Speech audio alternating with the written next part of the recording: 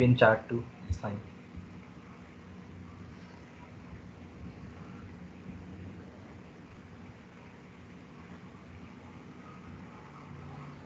It's making up writing a program which tells a machine how to learn stuff and then make decisions on their own to further events, future events. Hmm. Okay. So anything else? Anyone?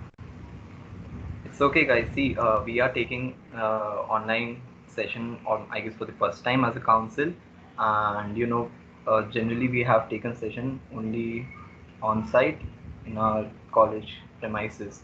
So it's much easier for us to understand, much easier for us to sense out how the audience is, or if they are blank about the certain concept, or if they are eager to learn more, and basically getting the whole essence of the audience. So since in online sessions we can't do that, so be I should say maybe brutal to question us as well as respond when we have asked.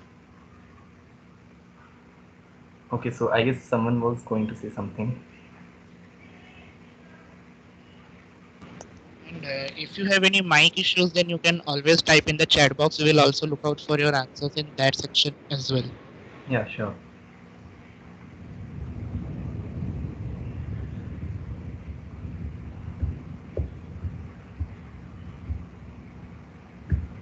Okay, I guess so. I should start with the PPT then. Okay, so what's artificial intelligence? So if you basically Google this term, you will get the definition as the theory and development of computer systems able to perform tasks normally requiring human intelligence, such as visual perception, speech recognition, decision making, and translation between languages.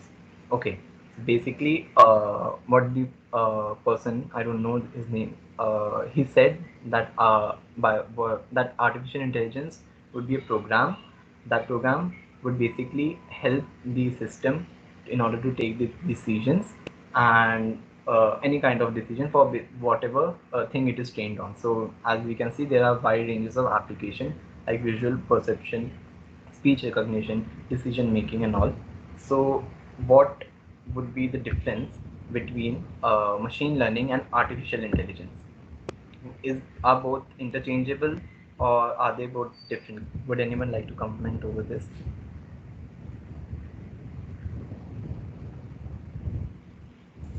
Machine learning would be the subset of artificial intelligence, right? Okay, so machine learning should be, yes, it's definitely the subset of artificial intelligence. People generally, whenever you might have seen some kind of program where they will be, saying that we'll introduce you to artificial intelligence and machine learning and everything, they just use random terms here and there, not realizing actually how different or how similar they are. Okay, so artificial intelligence is basically the superset of everything over here. Machine learning would be a part of artificial intelligence, which would be covering the algorithms whose performance basically improve as they are exposed to more and more data. Okay, and deep learning would be a subset of machine learning where the algorithm would be based on a neural network model. So let's take a more, a programmer's point of view, since most of us are programmers over here or coders. ML is when a system can change its parameter or use new data to improve its parameter. Generally, what used to happen is, for any given task, the coder or programmer was expected to write a bunch of if-else statement. Okay, for this, that person had needed to understand the domain well, such that he or she was able to cover all the possible cases and code whatever actions or whatever necessary actions were needed for those cases. But when you talk about machine learning, you are not supposed to program this thing. You are not supposed to take into account cases and then write the action for it. You would be training a model. Okay, this model would be based on statistics and probability, and this model should be able, after its training period, it should be able expected to be able to perform on a new set of data which it hasn't seen before. Okay, so machine learning whole whole flow would consist of data and a model. This data you would be using to train your model. After the training, the model would be out for testing.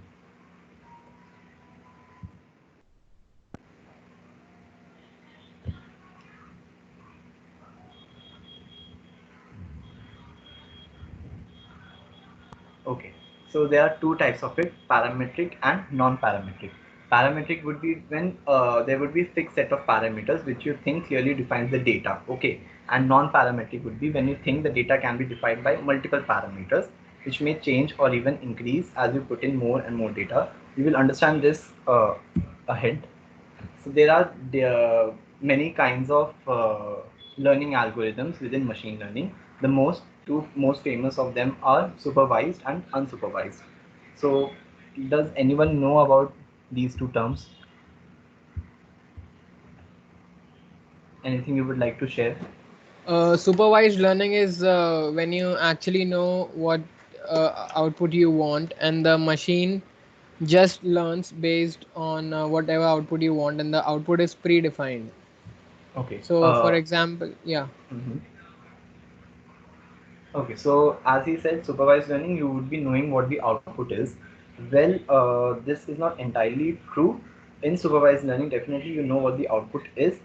Your data is labeled for that purpose, such that you would be feeding a data which would be having a label, and while training the model, your model would be knowing what the label of the data is, and whatever output it would be generating, it would compare it with that label and accordingly make changes into it, such that for next time when it encounters that data, it would predict a correct result.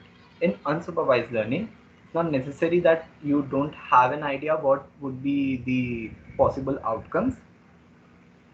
The main difference is that you won't be having label data over here in this scenario. Okay, so without any label data, you are expected to train your model. Your model is expected to find that pattern in the data without knowing the label of it from the very start. I will just drop in a small example for the audience. For example, if you are preparing, it's like a very common example. Like if you are preparing for an exam, and for example, here you have two parameters, that the amount of time you study at home and the amount of time you spend in college. So take these as two parameters which will decide how your exam will go. So, for example, in supervised, I would be knowing that for example, student one, he's spending 5 hours in college and studying 2 hours in home, and accordingly, he's getting some marks. Similarly, I can have data like this for 100 students. So, for every student, I know the output level. To simplify, I will just say pass or fail. So, based on studying at home and studying in college, we are determining whether it is a pass or fail.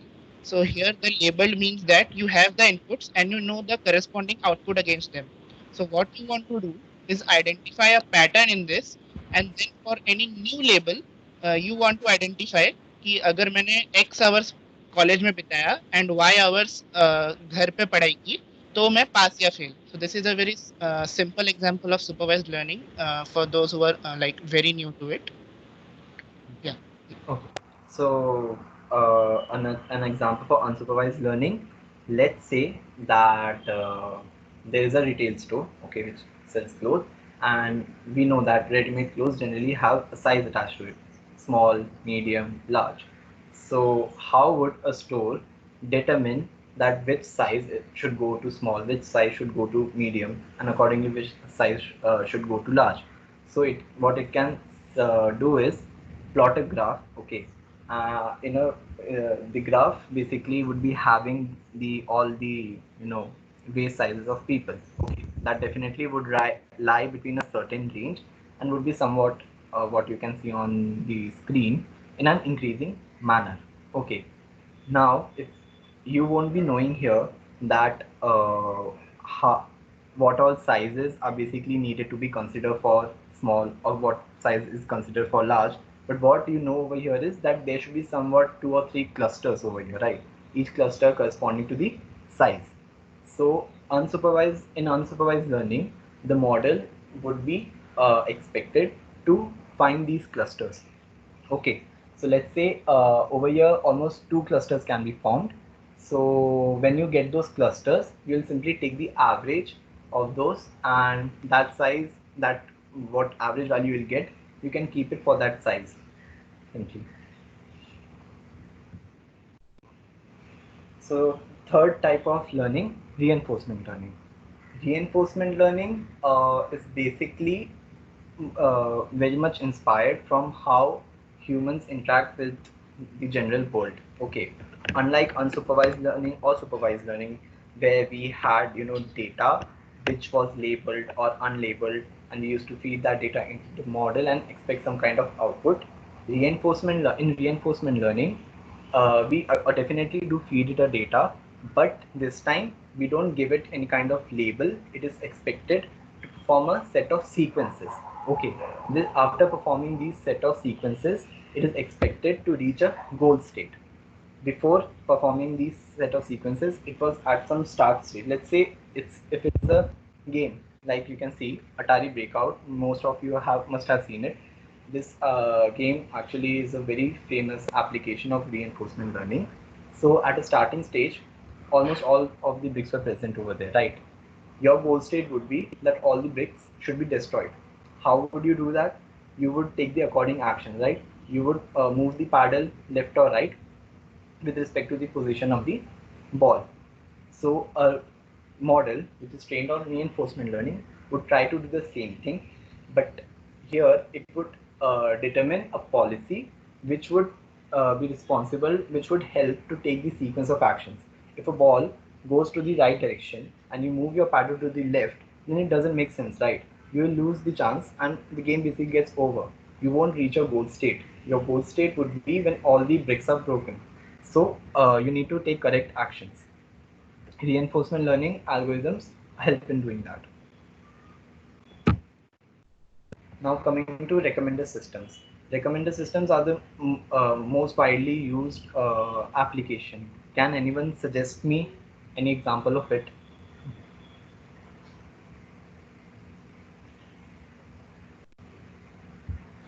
Can you just, I had one doubt. Can you just use that Atari, this thing, analogy once again and explain it a bit clearly? Like, Okay.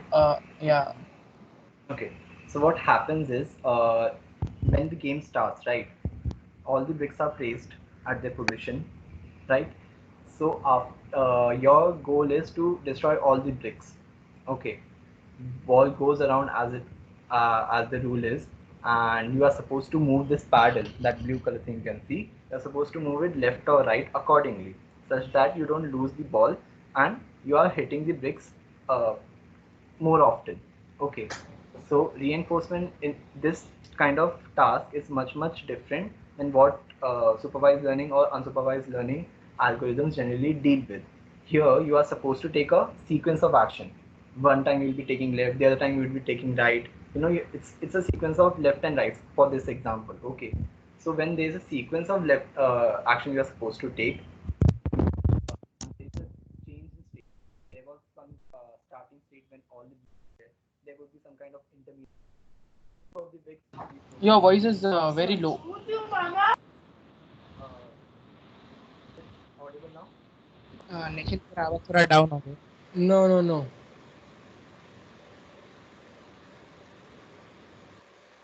Abhi?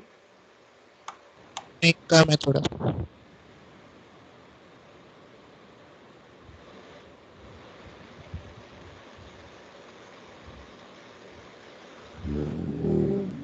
Fine now. नहीं कम ही है. Unmute it.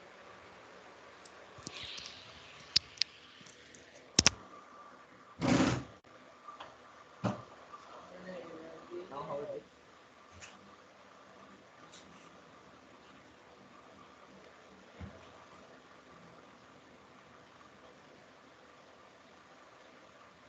Now how is it? It's a little better. Little better. Fine.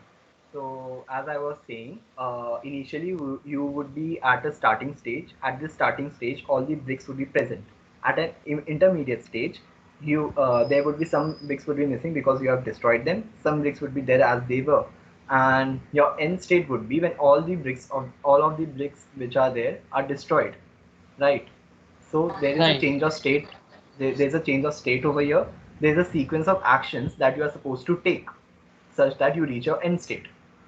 Okay, so this is the kind of problem that reinforcement learning generally is used. Okay, in unsupervised or supervised learning, we have our image classifiers. Okay, where we would be simply having a data which would be labeled or unlabeled and feed it into a model, and the model is expected to generate some kind of output for it. Here the model is supposed to output the actions which are supposed to be taken.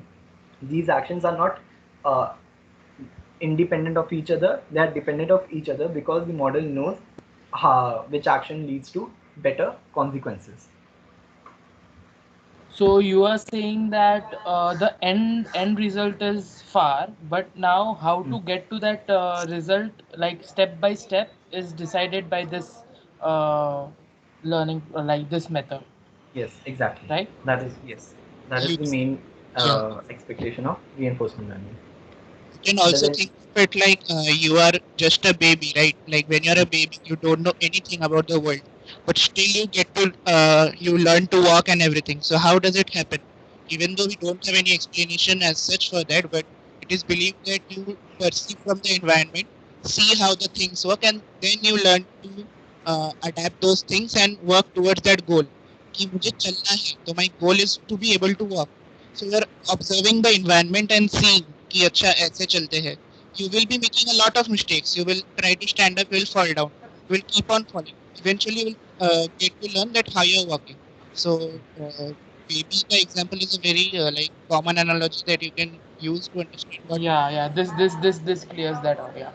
Okay. So like Thanks. say going on with that baby analogy, you can see there is a lot of trial and error involved over there, right? The baby generally doesn't works in the first instance. It falls a lot of the time. It takes time for the baby to get perfect at a simple task like walking. Similarly, if you train models with reinforcement learning, you'll see that initially the models don't act accordingly. They act in very bizarre manner, but after like good amount of training, the model generally converges to a better solution. So coming to recommended systems, would anyone like to give any example of where this thing is used? You must have heard about it, and I'm pretty sure it is pretty much there with everyone. Yeah, Netflix. chat has also written. Exactly, yeah. Netflix, YouTube, all of these platforms have recommender systems within them. Instagram has it, Facebook has it, you name it. Okay, so recommender systems would be a model which would be basically recommending you anything. Okay, so if it's an e-commerce site, it would be recommending you a product. If it's a platform like Netflix, it would be recommending you a movie or a video. Okay, now how does it do that? There are two types of these systems. One is collaborative, the other is content based. In collaborative, the model basically so it basically groups the user and then suggests those user group a particular kind of content. Okay, so let's say if a user group likes to see Bollywood movie and the other user group is much more interested into Hollywood movies, so the model would be on the basis of their interest, the model would be recommending them the movies accordingly. Fine. The another one is content based. Here the model is individually looking into the user, and it will basically see all the history of all the search and viewing history of the user, and we would try to make sense out of what the user generally likes. Okay, so let's say if a user sees a movie completely, then model can assume that the movie he or she has seen is liked by him or her, and it would check the genre of that movie, and then in future recommend movies of similar genre. But let's say if a user doesn't completely sees a movie, okay, and shifts on to another movie or simply switches off his system, the model can assume that the user didn't like it and in future avoids recommending such movies. Okay, so starting exploring much more, you must have even might have heard about term semi-supervised learning. Would anyone like to comment over this? Have people heard about it first of all? Supervise सब लोग सुनते हैं, unsupervised सुनते हैं, रीएनफोर्समेंट सुनते हैं, but semi supervise learning, anyone? Yes. Hello? Okay, never mind. So, semi-supervised learning is currently one of the hot topics of machine learning. Okay, it it is basically half, as the name suggests, it is the halfway of supervised and unsupervised learning. Okay, here you would like supervised learning, you would be having some data which would be labeled, but a big chunk of that data would be unlabeled. Okay, for example, where this kind of algorithm would be used, it would be used in speech analysis. Okay, so we all have this Google Assistant with us, right? Initially, when you register your voice with it, it asks you to say okay Google for some 6 times, right? During this time, the model actually knows, is expecting that it is you who would be speaking, so the model knows that the voice that is coming in belongs to this user, right? So it is like a label data over here, but afterwards when it has registered this voice, the model is completely able to recognize you simply on the basis of your voice, right? So on the basis of that small label data, the initial voice sample which it took, it is able to train itself well, and in future when you are calling it out, the model is responding correctly. So in such scenarios, semi-supervised learning would be used. Another application for semi-supervised learning would be simply like web content filtering. Okay, so there's huge amount of data on the web, right? And if you want to filter them out on the basis of their category, it would basically involve a huge amount of human effort. But the task is pretty monotonous. Okay, you only have to categorize them.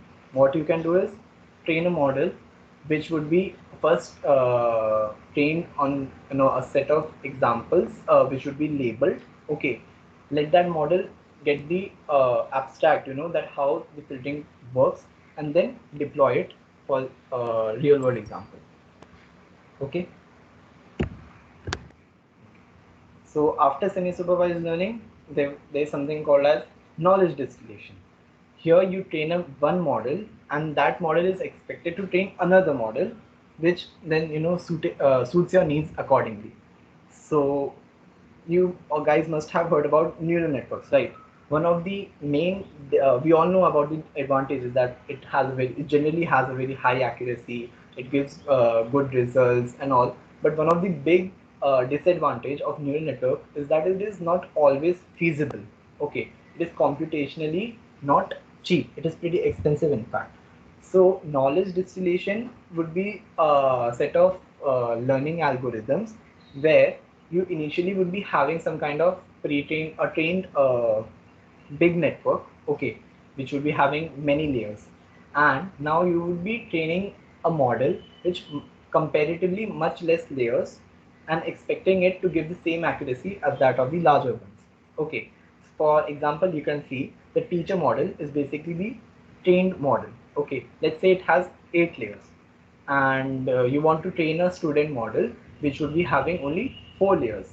So in a knowledge distillation, each layers in these models basically gives some kind of output for the next layer to compute. Okay, so as I said, let's say if teacher model has 8 layers and student model has 4 layers, so every output given after 2 layers of the teacher model should be same as that of the each output of the each layer of the student model.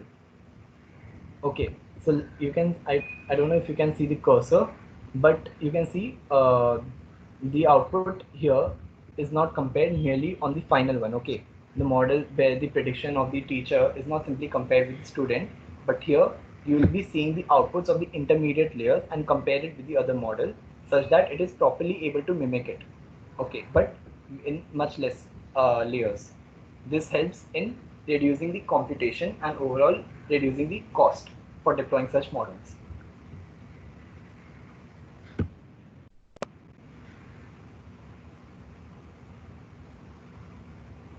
Okay. So next type of learning would be active learning. Here the model decides which example it might need to learn better things. A very good example of this is Google Photos. Okay, if you guys if you guys have seen, basically in Google Photos, the photos, there's a section where the photos get categorized based on the people in it, right? So how, and if you go in those categories, a lot of the time the app suggests asks you to correct it by identifying if the label which it has assigned to the image is right or wrong. Okay, this would be this type of system would be based on active learning based. Okay, up till now, supervised learning, unsupervised learning, these learning algorithms have a particular training period. Okay, after that training period, their training stops and they only predict the result based on what they have learned. But these kind of systems would be learning continuously and improving them in the future. So we have pretty much understood what ML is, but it is also necessary to understand what ML is not. Okay, so one of the big misconception is that ML is simply science. Okay, it is not just science, it is also an art. Okay, most of the machine learning algorithms or concepts related to machine learning were pretty much researched during the 1960s, 70s, and 80s. But it is very recently only that we have been able to see the that we have been able to see fruitful results of machine learning. Why is it so? There is definitely an improvement in the computational hardware, but aside that, we have improved our basically engineering a lot with these techniques. Okay, and engineering is not only based on maths, but it also requires observation and take inspiration from art. Okay. Another thing would be machine learning is not just if and else, okay, but everything in between. Fine. Here, in if you were supposed to do a task simply on the basis of a bunch of if and else statement, you have to take into account each and every case. But in machine learning, it is the model which is expected to discover those cases, understand them, and take the action accordingly. Fine. If it's only merely if and else, then it would be much better to call it a type of artificial intelligence. Then there is no green tick. What I mean to say over here is that there is no set of rules that you would be applying to the given problem, and then you are expected to get a good result. In machine learning, whichever problem you encounter, you need to analyze the problem well, and you need to have a decent knowledge about what all kinds of model are present, and those where all those models are used in real life, and then you are expected to try them out on the basis of trial and error, and with time, you can expect a good result. Okay, so never go for any fix set of rules like कि ये follow कर लिया तो machine learning का काम हो जाएगा, इसका मॉडल बन जाएगा. Okay, it is always about observation. Fourth point, it knows only what it sees, can't help beyond that. Okay, so a good example for this would be a supervised learn model, where let's say if it's a image classifier. Okay, if you have trained an image classifier to classify between dogs and cats, you cannot expect it to differentiate elephants. Okay, you also let's say in that data set, the dog and cat ka data set, you have poorly represented them. What I mean to say poorly, but when I say poorly, is that you have not taken into photos of dogs or cats from different angles. Okay, you have only taken front views of them or back views of them. You haven't taken rotation into account or scales into account. So what problem would be here is the model would be much more accustomed to deal with kind of images where there is not much distortion. Okay, there is not much change in scale, or there is no much rotation, and you can't expect such model to give correct outputs. If you want your model to predict correctly, then you are also expected to feed a good quality data to it. Okay, it is not a human, not like human, and can fail even when you least expect it to. So a good example for this would be that let's say you have trained a whole image classifier. Okay, have taken into account different position of dogs and cats, and your model is actually giving a very good accuracy. Okay, but still there are chances that your model can fail. Okay, where it can fail, if you haven't taken into account other kinds of animals. Okay, then another scenario can be there's a set of techniques called adversarial machine learning, where basically you feed in a kind of photo, and that photo would be, let's say if it's a dog and cat classifier, let's say I feed in a photo of panda, and obviously the model is expected to not return any label to it, right, because it is neither dog neither cat. But this adversarial algorithms would be able to tune in the image such that it won't be belonging to any kind of class, but your model is fooled to recognize that okay, it is a dog or a cat, and predict accordingly. Then another point would be better know what you built, or build something simpler. Okay, this is to say that just don't go behind the results of any algorithm or any model. It is much better to deeply, I would say, understand the algorithm, understand the model, and then try to build it and work with it. Okay, many people generally do this when they work with machine learning. They would just get a gist of different algorithms like convolutional neural network, or maybe machine learning algorithms like random forest, and when it comes to actually coding, they would take a model from GitHub and show that. Okay, by doing this you will never get to deeply understand what goes inside a model, so it's much better if you explore them completely. PPT stop, collab notebooks load. I'm done for now. Uh, Hello everyone. Am I audible? Yes. Okay, so I hope you all can see my screen. So okay, let's start with linear regression then. So linear regression is a supervised learning algorithm where you know what the inputs are and you know what the outputs are. Now, before starting with it, let me just say this. All of you have performed linear regression before. You just did not know that it was called linear regression. You have done it in first year, in first sem itself, and even before that in 11th and 12th, particularly in physics and chemistry labs when you were drawing graphs. Okay, wait, let's take an example. Let me just.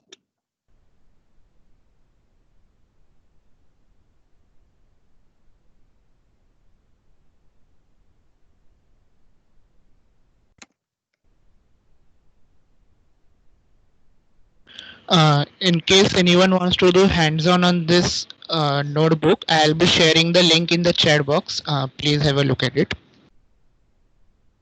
So everyone can see the graph. So for example, let's say you are doing a lab experiment where you have a couple of observations of the frequency and the corresponding energy of a light wave. For example, for frequency equal to 4, we get an energy equal to 5.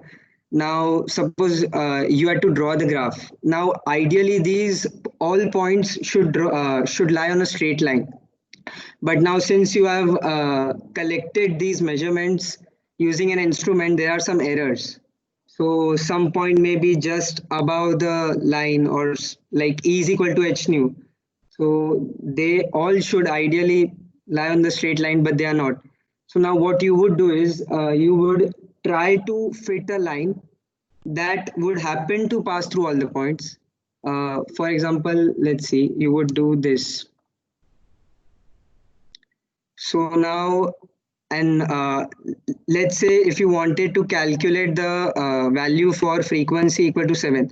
So now what you would do is you would trace this point back to this line, and with the help of this line, you would be able to calculate the value of energy. So this is what linear regression is.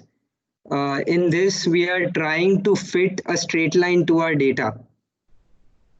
So any doubts so far, anyone? I hope everyone understood what the theory of linear regression is. Can you just put a yes in the chat box so I may know?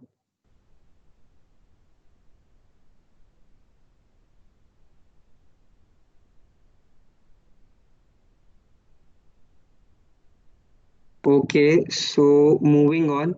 Now, any machine learning model comprises of 4 stages.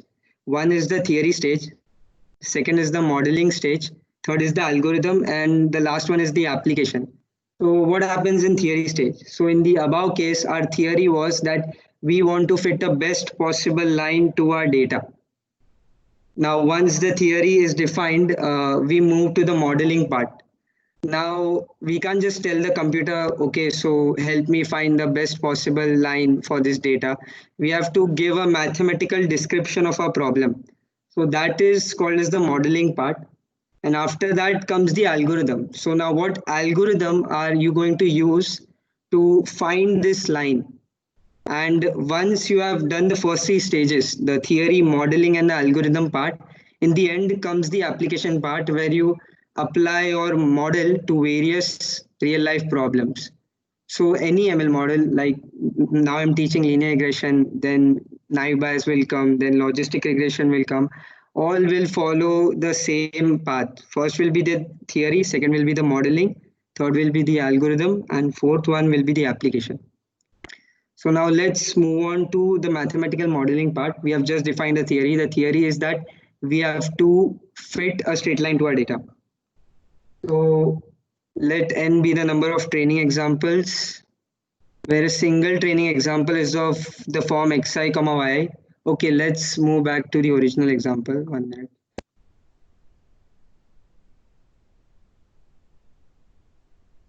So let's take another example. Suppose we have a housing price data set. So for each house, we have its area and the price that it was sold for. Ayush, एक minute. हाँ बोल. Is everyone able to access their own copy of linear regression notebook, which Ayush is doing? I have put the link in the chat box. When just to click on it, and when you click on it, it will lead you to GitHub gist. So what you do once it loads, there is a button called Open in Colab. So click on it and run the notebook in the Colab. So what you can do is, as Ayush explains, you can maybe try changing some things and see for yourself what is happening exactly. Okay. Anyone who has not been able to open in Colab, then kindly put it in chat box. Ayush, continue. Okay, so let's continue with the modeling part. So here we define n as the number of training examples. So in the above example, we have 1, 2, 3, 6. We have 6 training examples. We define x as our input feature. In the above example, area of the house is our input feature, and y as target variable, which again in the above example is the price of the house in dollars. So now what we are going to do is we will feed our data, the values of x and y, to an algorithm, and that algorithm will return us a function, and that function will predict for any new values of area of a house. It will tell us the price of the house.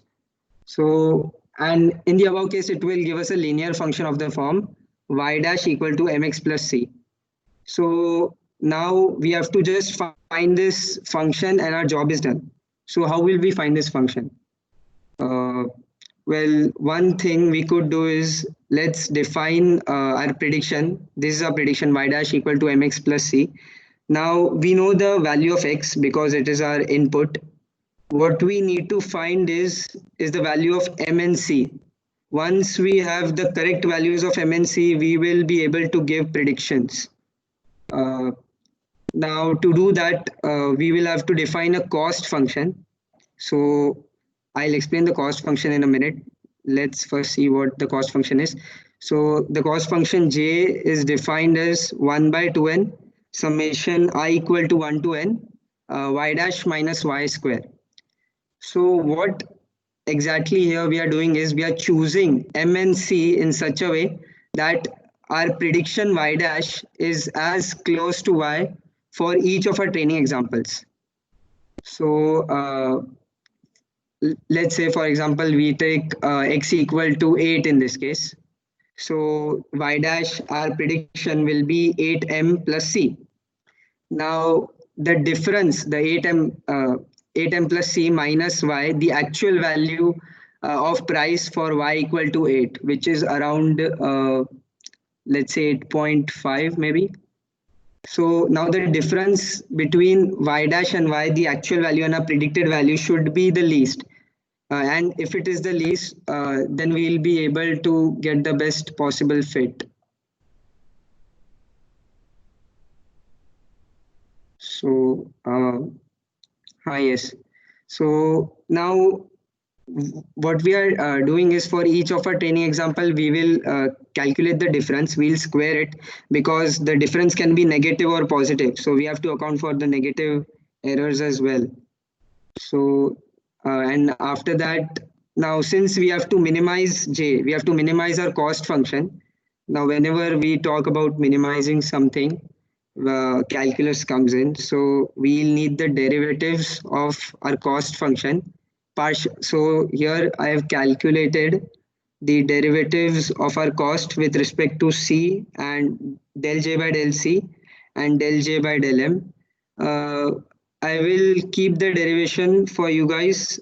Try it out. It's quite easy. You all will be able to do it. And here the 1 by 2n, from where does this 1 by 2n come from? So this term is okay, summation I equal to 1 to n y dash minus y square. So 1 by 2 is just to make our calculations easier, because when we will take a derivative, the a 2 will pop out and that 2 will cancel this 2 in the denominator.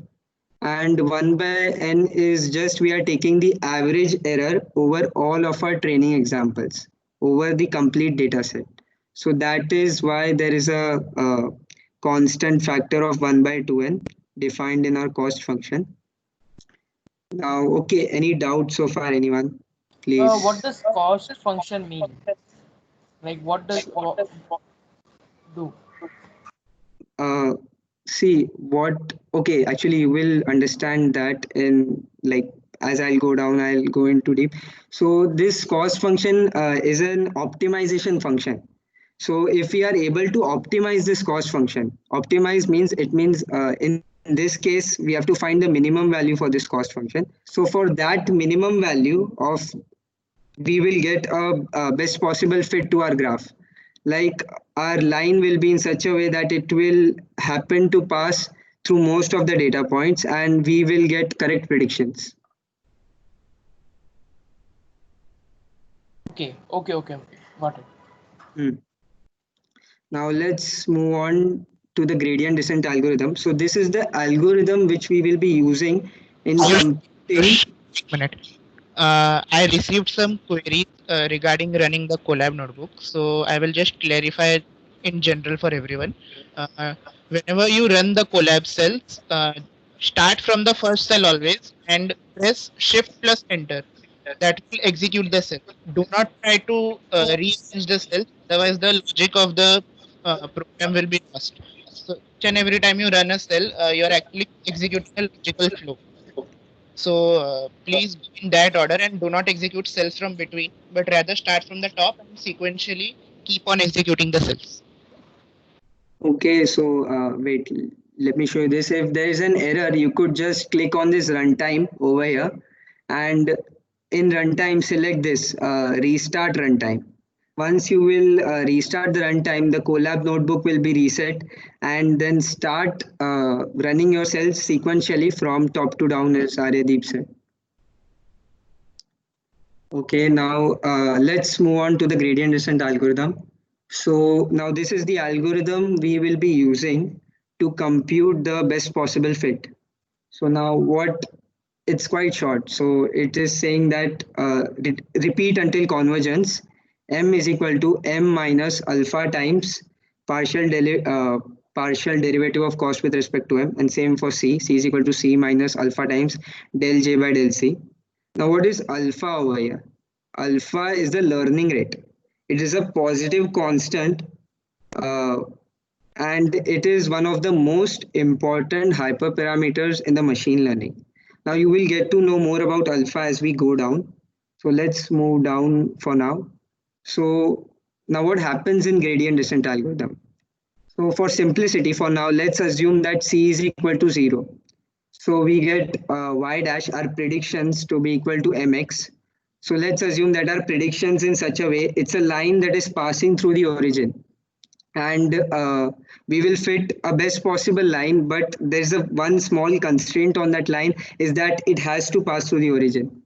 So now our cost function will become like this: 1 by 2n summation I equal to 1 to n mx minus y square. Now we all know what mx minus y square is, what kind of a function it is. So this is a quadratic function in M. Now x is constant because we will be, for all I equal to 1 to n, we will be putting the values of, okay, wait, let me just edit it.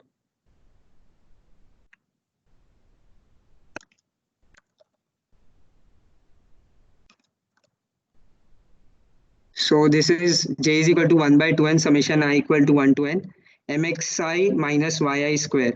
So now this is a quadratic function in M, and this will be a parabola.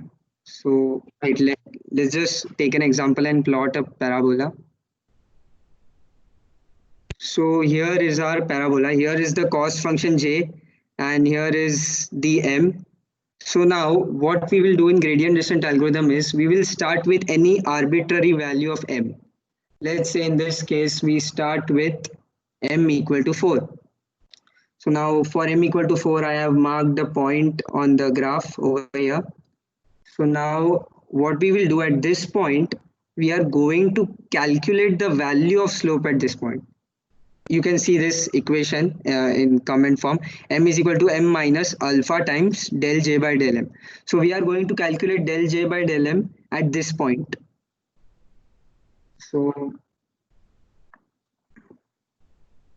now I have just plotted a tangent at that point, and now we are going to calculate the slope of this line, and then we are going to execute this statement over here: m is equal to m minus alpha times del j by del m. So m is equal to 4 in this case. Let us take the alpha of value for now to be 2 by 3, and in del j by del m, let's take it to be 3. So we get m is equal to 4 minus 2 by 3 into 3, which is equal to 4 minus 2. And now m just became 2. So the value of m reduced and it just went all the way back to 2. Now our target is to reach the minimum point on the vertex of the parabola down there. So now m just reached 2. Now again, what we will do is calculate the slope at this point again, and again we'll perform this same statement over here. So m, which in this case it is 2 now.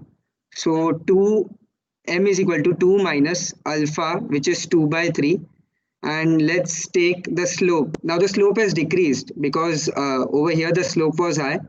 Now over here the slope is low. Alpha is a positive constant, which is 2 by 3, and initially we took the value of slope to be 3. Let's take it 3 by 2 now. Let's take it half of the initial value. So 2 by 3 into 3 by 2, which is 1. So m is equal to 2 minus 1. Now again the value of m updated and it went further back. m is equal to 1. Now what will happen is the value of m will keep decreasing and it will stop over here at the lowest point, the point where we want to reach.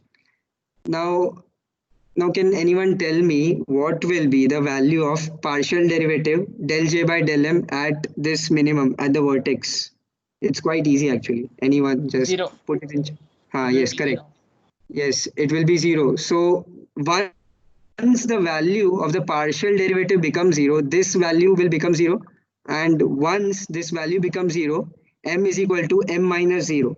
So after that, m will not go any back further. It will stop over here. And this is where we wanted to reach. We wanted to minimize the cost function j, and we have reached the minimum value. Now let's take a negative example. What if we were on this side of the graph? Okay, wait 1 minute. So let's say we were on this side of the graph over here. So now in this case, again, what we'll do is at this point, we will calculate the slope. Now the slope will be negative. So alpha is again a positive constant. So minus alpha into a negative slope. So m is equal to m plus some positive quantity. So m will again move towards the right.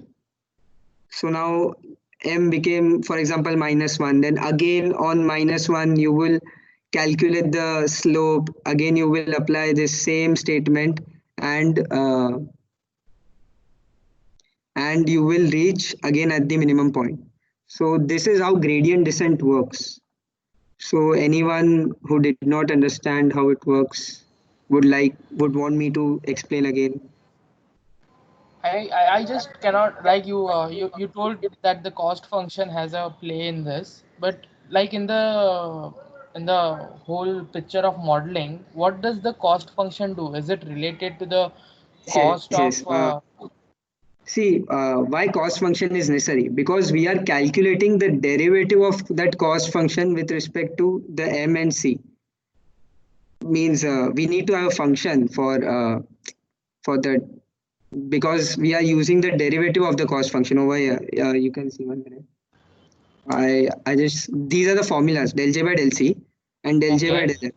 So okay, so this is the cost function and we need its derivatives, and the gradient descent algorithm, as you can see over here, it is using the derivatives. M is equal to m minus alpha times del j by del m. That's why we need the cost function. And for one more reason we need the cost function is for debugging. So as the gradient descent is running, the value of cost will keep decreasing because we are minimizing the cost function. So what we could do is, we could, for each iteration, we will store the value of cost, and after after we have run, for example, the 1,000 iterations, we will plot the cost and the number of iterations. If we see the okay, got it. So basically, cost function is the error, error yes, function type exactly, of, it and then we is are multiplying it by the learning rate, that is the alpha. yes, the derivative. Okay, got it. I would like to add on this, like the cost function, which we also call as loss function or the error function, that he rightly said, is used so that we can measure the performance of a machine learning model. So we deduce a function which is so good enough to tell us how much the machine is producing right result and how much it is producing the wrong results, and from that we Right, penalize the function and teach right. him that you should converge towards the correct model.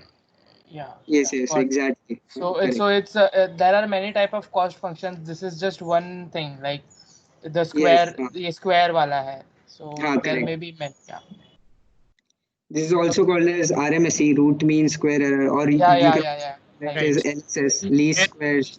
don't want, for example, plus minus होगा तो +5 का error and -5 का error, you don't want कि loss 0 हो जाए, तो you can either take a mod of it कि 5 + 5 10 कर दिया, or you can take their squares and sum and then take the root. So there are a lot of different loss functions which we deal with in machine learning. We will get to those as we explore more. Okay. Thank you. So for example, in this cost function, we took the square. Well, we could also have taken the modulus. Now nobody asked. It's good that nobody asked about that. That why did we take square and why not the modulus? Because we just have to correct the negative errors, right? So yes, you can do that, but that is another type of cost function. So here we are just squaring the errors. And that will take also many iterations, but in this it's square, hence it is taking less iterations, I think. Is that the case? No, no. Uh, let's just say we like that function would be more better if there were many outliers. Now what are outliers? Actually, wait, when I'll come down I'll explain that again, because now I'll have to go all the way down there. So okay, has everyone understood up till now the cost function for now, at least this cost function which we are talking about right now? If no, Yes. then please comment. Well, please unmute yourself or comment in the chat box.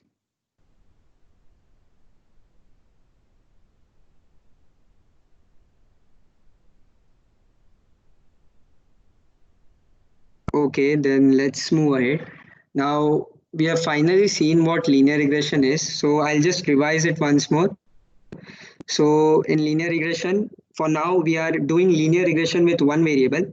So where we have just one input variable and we want one output, which is, and we are trying to fit a straight line. And what we are going to do, like we defined our cost function. After the cost function, uh, we are going to need its derivatives, and those derivatives we will compute in our gradient descent algorithm. And our gradient descent algorithm will help us to converge to the optimum value of MNC. So let's see it in action. So this is the linear regression function I've defined. As I told you, we will initialize the value of MNC to any arbitrary values.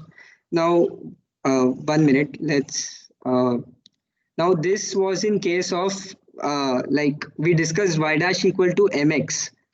So this was, now what will happen if we introduce c in this? Anyone? Like in this case, we are It trying will to not pass through the origin. Yes, that's correct. But at the same time, if you see now, if you see the cost function now, it will be a function of two variables, m and c. So in this case, we are getting a parabola, but in that case, we will get a paraboloid. We'll get a bowl-shaped function.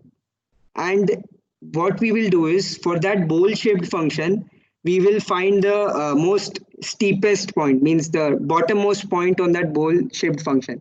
As soon as we introduce c, y is equal to mx plus c. Yes, that was correct. That as soon as we pass in C, we will remove the constraint that the line has to pass through origin, and we will also get a better fit as soon as we pass C. So now in this, I have passed in C also. So I have initialized the values of M and C to arbitrary values, and let's run this. Okay, wait. So now we are going to fit the same data set. We are going to fit this only. We are going to use linear regression on this data set.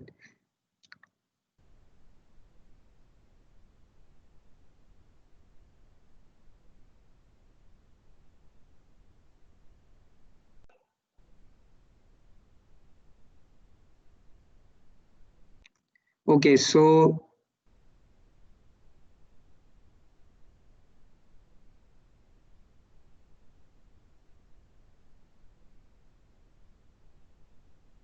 okay, so let's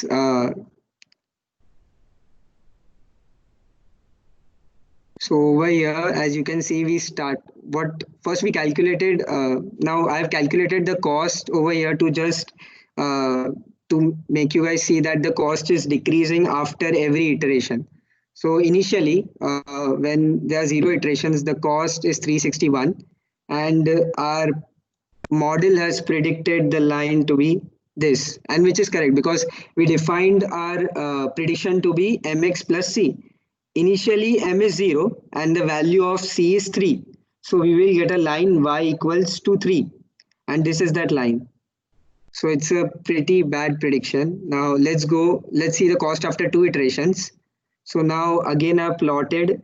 Now the cost is decreased all the way from 361.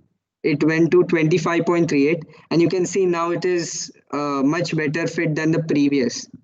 Let's see the cost after 4 iterations, even smaller, 0.06. Now if you see one thing, the cost after 1 iteration, the difference between the cost after 2 iterations and like the cost after 2 iterations minus cost after 0 iterations is much greater than the difference over here, cost after 4 iterations minus cost after 2 iterations. And this is because when I'm somewhere over here on this point of the graph, the slope is very high, and since the slope is very large, so m will reduce very quickly. Now as soon as I will go towards the minimum value, the value of slope will keep on decreasing, and somewhere over here the value of the slope will tend to 0. So as the number of iterations will increase, the m will reduce more and more slowly. Like for example, let's say after 1000 iterations, m reduces only by a value of 0.1 or maybe 0.01 after each iteration. And in the initial stage, as you can see over here, the cost after 0 iterations was 361, and it reduced dramatically, like 25.38, a difference of 320 something or 330. This is cost after 4 iterations. Check the line again. Then this is cost after 16 iterations. It finally passed through 1 point, and the cost is 11. Now see over here it's 11.37. Now it's 11.3. Only 0.07 is decreasing, and over here it's 11.21, and it keeps on decreasing. Now let's try to fit it perfectly. So what I'll do is run it for a longer time. I've just run it for 20 iterations. Now I will run it for 2500 iterations, and I will plot the graph every 250 iterations.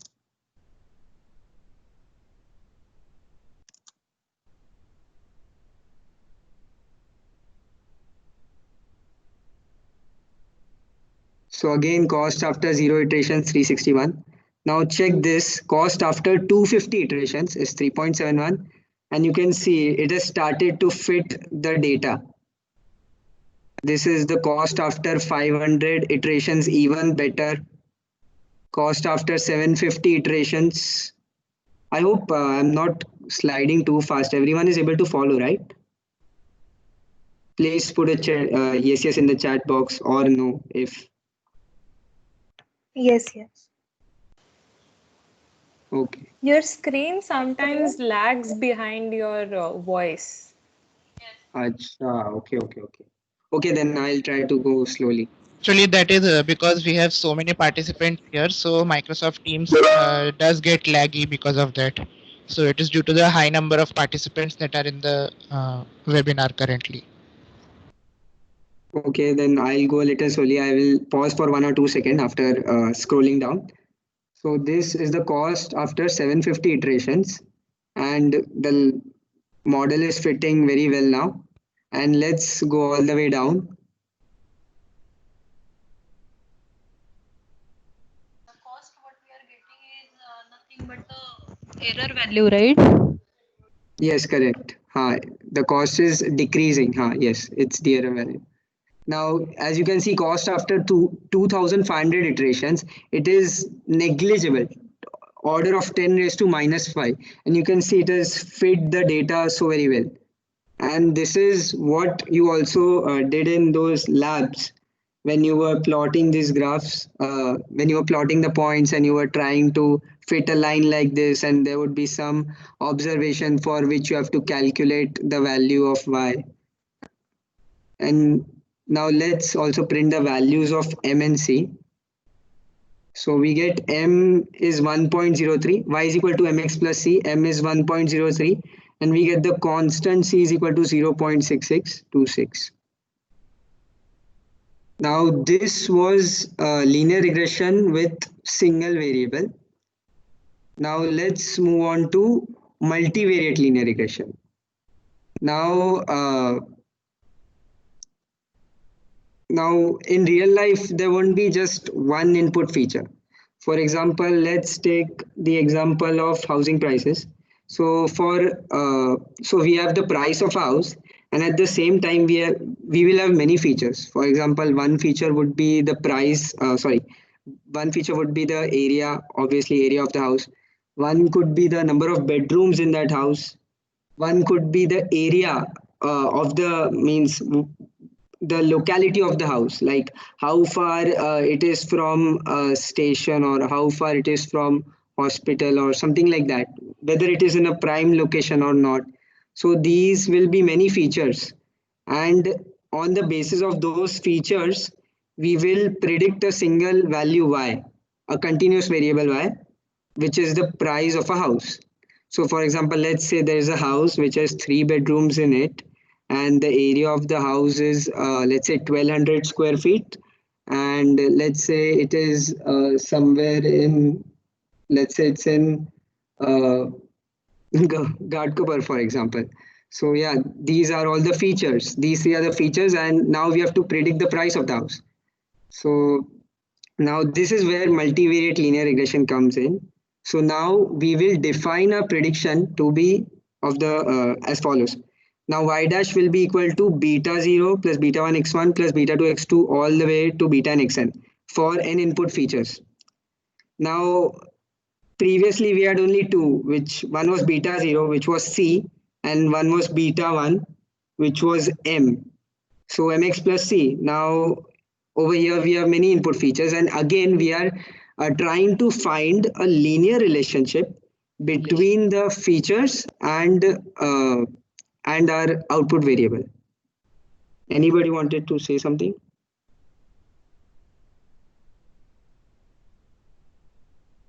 Okay, I'll move on then. Now, okay, so now again you are going to do the same thing. So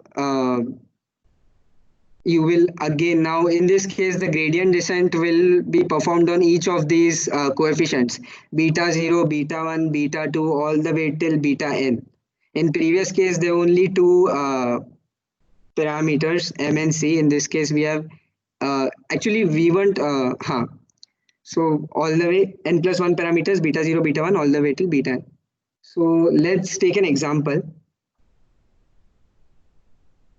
So what I'm going to, so this is a data set. This is Boston housing prices data set. So over here we have 506 training examples, and we have 13 features. Previously we had only one feature, and which was the size of the house. Now we have 13. So let's see what are the features we have. We have, for example, we have the per capita crime rate, like in that locality where the house is, how much crime is happening. Then we have nitric oxide concentration again. Then we also have the, let's say, many proportion of residential land zones, and basically these are the 13 features.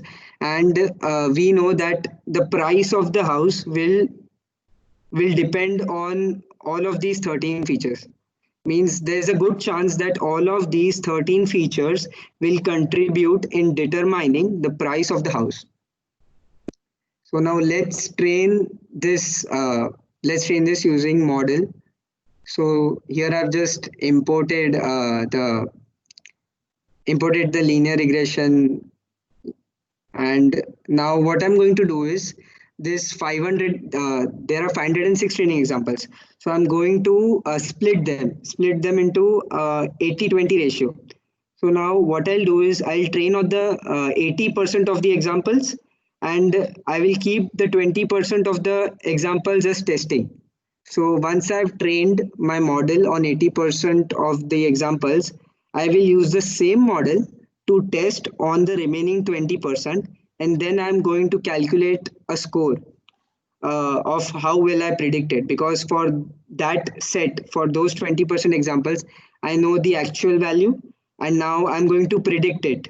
So using the or like taking the difference or comparing the my predicted values and the actual values, I will be able to determine a score, like how well I predicted.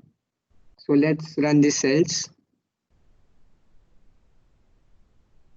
So this is the score. I got a score of 0.76. Now a score of 1 means that your model has perfectly fit, means your predictions are perfectly correct. Means for each of the test example, your predictions matched to the actual y values. And over here I'm getting it as 0.76. So I can say that 76, I have a 76% accuracy. And let's now print the coefficients and the intercept. So over here we had coefficients ranging from beta 0 to beta 13, beta 0, beta 1, beta 2, all the way till beta 13. So this is the value of beta 1, this is the value of beta 2, all the way up to beta 13. And this is our intercept, this is beta 0. And now let's come into the coefficients. Check this number, for example. So if you see this, it is the order of 10 raised to minus 4. So the 1, 2, 3, 4. So the seventh feature in our data set did not contribute too much in determining the, let's say, the price of the house, because if you see the value of its coefficient is very, very small. The seventh feature, it's like in almost all the cases, the value is almost tending to 0. It is of the order of 10 raised to minus 4.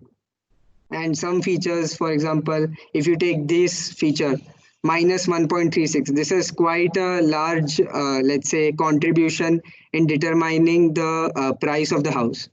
So now there are different features, and different features have different weights. And the value of the weights tell us that how good or how bad it affects the price of the house. Now this was multivariate linear regression. So we just covered linear regression with single variable. We covered multiple linear regression where we have many input variables. And now let's go to polynomial regression. Now first, again, let's come back to when we have a single input variable. Okay, before that, any doubts? Again, I would like to ask. So far, has everybody understood everything? One person has asked that is, if we knew the distribution of x, would it be better to use maximum likelihood estimation rather than using linear regression to find MLC? 1 minute, can you repeat it again? If you knew the distribution of x, so would it be better to use maximum likelihood estimation and find the estimates rather than using linear regression to find slope m and c? Okay, now actually this linear regression has actually come from there's a topic which is called as generalized linear models. So 1 minute.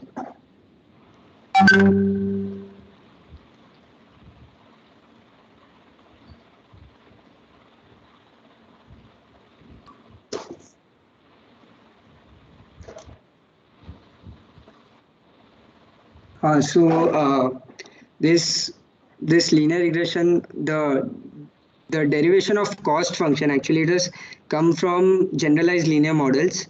And actually we do apply the maximum likelihood estimation over there.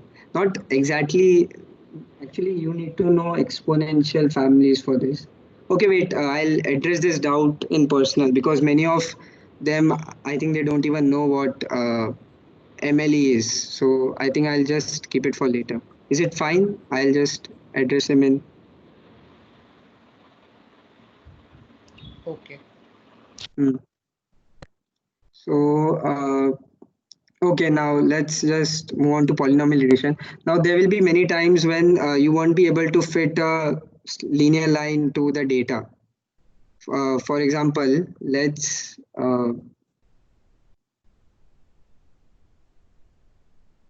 So for example, in this case, a linear fit would be a really bad fit because the data set, the data we have, it does not follow a linear path, let's say. So now what you would like to do is you would like to fit a polynomial curve to this data. Now, if we want to do this, actually it's quite easy. You can just so what we will do is, so we define multivariate linear regression as y is equal to beta 0 plus beta 1 x1 plus beta 2 x2 plus beta 3 x3. Now, instead of x2, we will square x1 and pass it again. And instead of x3, we will take the cube of x1 and pass it again. So now what we are doing is we are again performing multivariate linear regression, but in this case we are using only one variable. And the benefit of this is that now we will also be able to generate curves like this over here, because now we have terms of x1 square and x1 cube as well, because our prediction y is a function. It's not a linear function anymore. It's a polynomial degree curve. So now, so this is polynomial regression, and let's take an example. For example, in this case, this is our data set. We will try to fit this data set. Let's try fitting a linear line first. So we just perform normal linear regression, and I hope everyone can see it is pretty bad fit. Now what we'll do is instead of just passing x1 as a parameter, like up till now we have been doing this only, y is equal to mx plus c, we are just passing mx plus c. What we'll do is y is equal to beta 0 plus beta 1 x1 plus beta 2 x1 square. We'll also pass in x1 square as another input feature. And for now, let's say we'll omit this x1 cube term. So for now, our equation is of the form, prediction is of the form beta 0 plus beta 1 x1 plus beta 2 x1 square.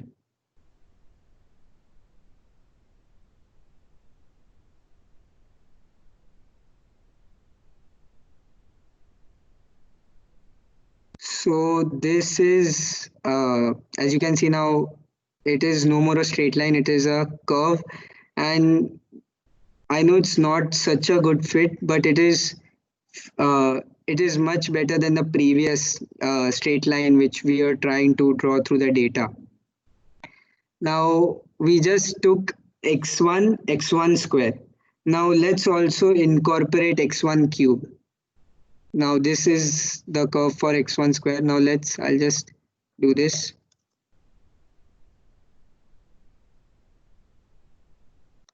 Now if you see this, now this fits pretty well to the data as soon as I made it 3 degree.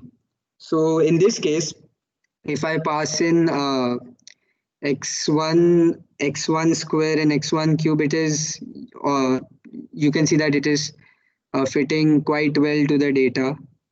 So yeah, this is the logic behind polynomial regression. Now one thing I would like to say is, if we go back over here, this case, now this is the case of underfitting. We also call it underfitting because our model is not fitting the training data or the data set very well. So this is the case of underfitting. And this is the case of, I can say, just perfect.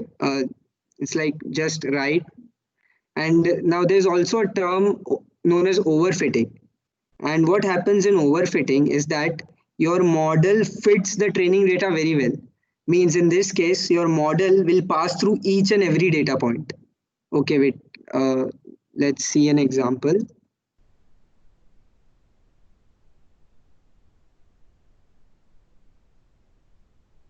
So if you see this graph, now our model has fit the data so perfectly that it is passing through each and every data point.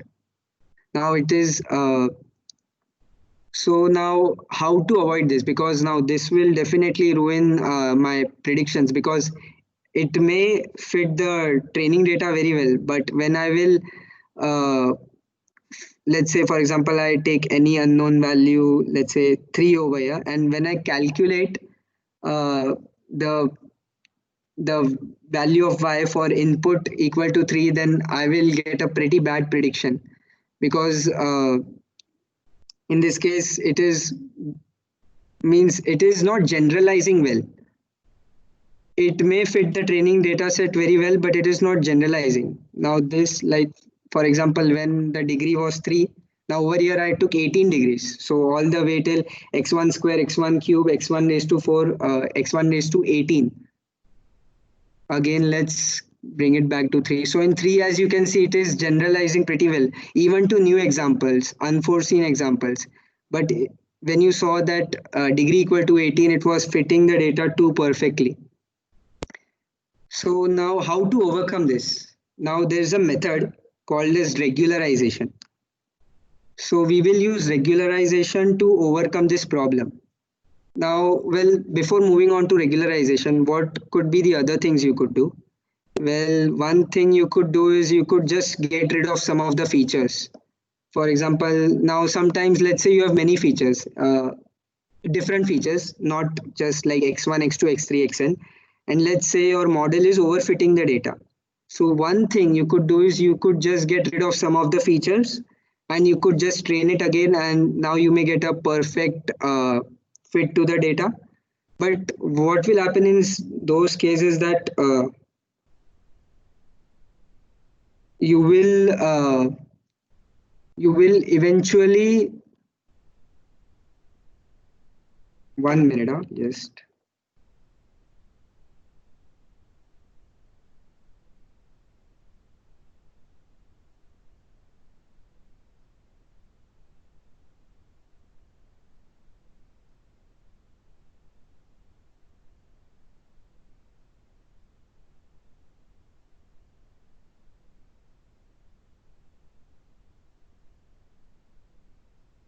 okay. Actually, I think I've extended it quite a bit. I'm sorry, everyone.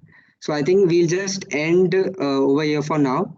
We will continue again, or you can just find it on the internet, the regularization and how does it work.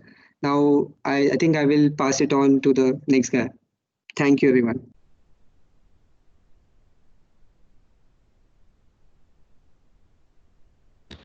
Okay, so hi everyone. I am Arghyadeep Das, lead mentor at Somaya Machine Learning Research Association. Is my voice clear? Can you just write some yes or say on mic? Yes, yes. Oh, Yes.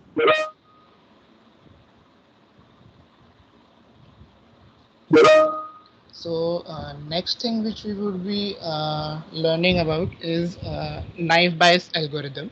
So before that, can I just get some quick yes or no about how many of you know about Bayes theorem or conditional probability? Like you can just answer in yes or no in the chat so that I get an idea.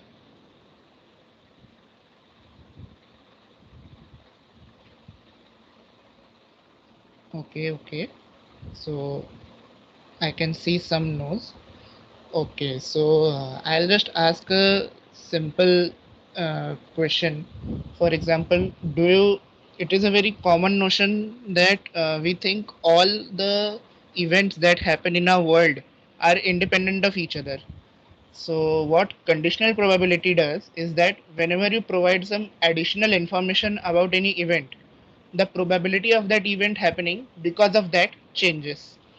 So, for example, if I ask you that uh, what is the probability of picking up a ball from a collection of balls uh, to be in okay wait I'll change it. Mm, I'll take one famous example rather. So there is a thing called the Monty Hall problem. How many of you know about it?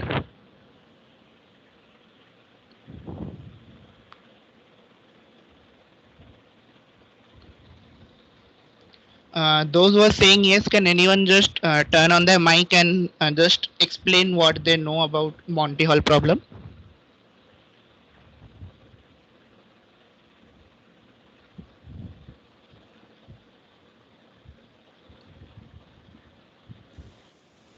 Hi, this is Mugdha. So about the Monty Hall problem, it's basically there's like the show, and there is the guy who's it's like a game show, and then there's three doors, and behind one of the doors there is a car, and behind the rest of the two there are goats, and you as a contestant have to choose which door is the car behind. But before you can choose the game show, so you already choose one door, and but before revealing to you whether the car is behind that door or not, the game show host opens one of the door which has a goat behind it, and now you have an option whether you want to change your selection or not. So the Monty problem is, should you change or should you not change? Right. So absolutely right. So those who have said no, like they don't know about the Monty Hall problem, they know now. And even those who don't know what conditional probability is, I'll ask those people this question: that given that you are in this situation, as Mugdha described, do you think you should be switching the door? Do you think you will get more chance of getting a car, or do you think it will be 50-50 only because there are two gates? So anyone who has not heard this problem before, can someone from them answer it?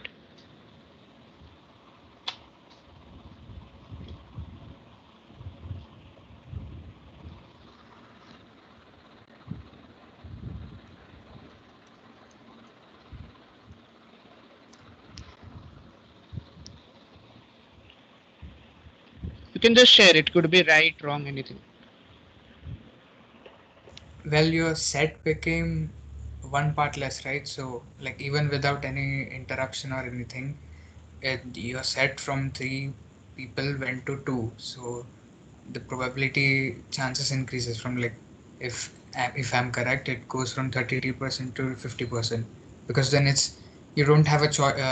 You don't have to worry about the third perspective itself. So according to you, it is like 50-50. So it would be like, even though it's going from 33 to 50, but it is still 50-50. So changing the doors won't matter, right? Because either could be a gate, so I mean, either could be a goat or either could be a car, right? Yeah. Yeah. So this is the notion that I was talking about. Actually, this is a problem that even stumped the PhD scholars. Even they would be going about saying 50% unless the solution came for it. So actually, it is when you do the math according to Bayes' theorem, you see that it is actually advantageous to change or switch the door choices. So we will see how. So here you can look at the decision tree if you are able to see. So if you go through the decision tree, you can see that, for example, in the first one, you choose a door with a goat behind it. This is what actually will happen. I mean, this is actually what the condition is. And you stick with it, and there is a chance you get a goat. If you change, you get a car. This is one of the scenarios. In the other one, in the third one scenario here there is a chance that if you stick with it, you get a car, but if you change, you get a goat. Similarly, you choose a door with a goat behind it. So if you see, what conditional probability tells us is that when you set certain conditions, you get more information about that event, and now the probability will get changed. How? Just look at the green colored boxes. You stick, you get a goat. You stick, you get a goat. You stick, you get a car. Now see the purple ones. You change, you get a car. You change, you get a car. You change, you get a goat. So now tell me, if you want to get a car, which color, I mean, which thing you should be actually doing to maximize your chance as per this decision tree. For sticking, you are getting two-thirds of the time you are getting a goat. But if you change, you are two-thirds of the time you are getting a car. So which one do you think is advantageous here? you change. Right. So this is what conditional probability tells us, that whenever you add some additional information, the probability of that event happening will be going to change. So, for example, here the hypothesis is that door 1 has the car behind it. So basically, as Mugdha had explained, for example, if I chose door 1 and Monty knows that the goat is in any of the gates and he deliberately opens the one which has a goat. So evidence E will be that Monty always reveals a door which is behind which will be a goat. So what conditional probability formula will tell us is that probability of door 1 having a car behind it, given that Monty always knows that there is a goat behind it. So this will be the formula. I'm not going deep into the formula due to time constraints, but I will advise you to look up Bayes theorem. We have actually done it, everyone, in 12th standard, and first year or second year I think we get some idea about it as well again. So those who are not comfortable with conditional probability, I will request you to kindly look up Bayes theorem. Bayes theorem. Yeah. So now this is the formula. So now if we make our computations, we see that the denominator, that is the probability of Monty always revealing a door behind which is a goat, it gets expanded out like this. So these are the values that I have substituted. Can anyone explain me why is it 1 for probability of E given H as well as for probability of E given not H? Why is it both 1?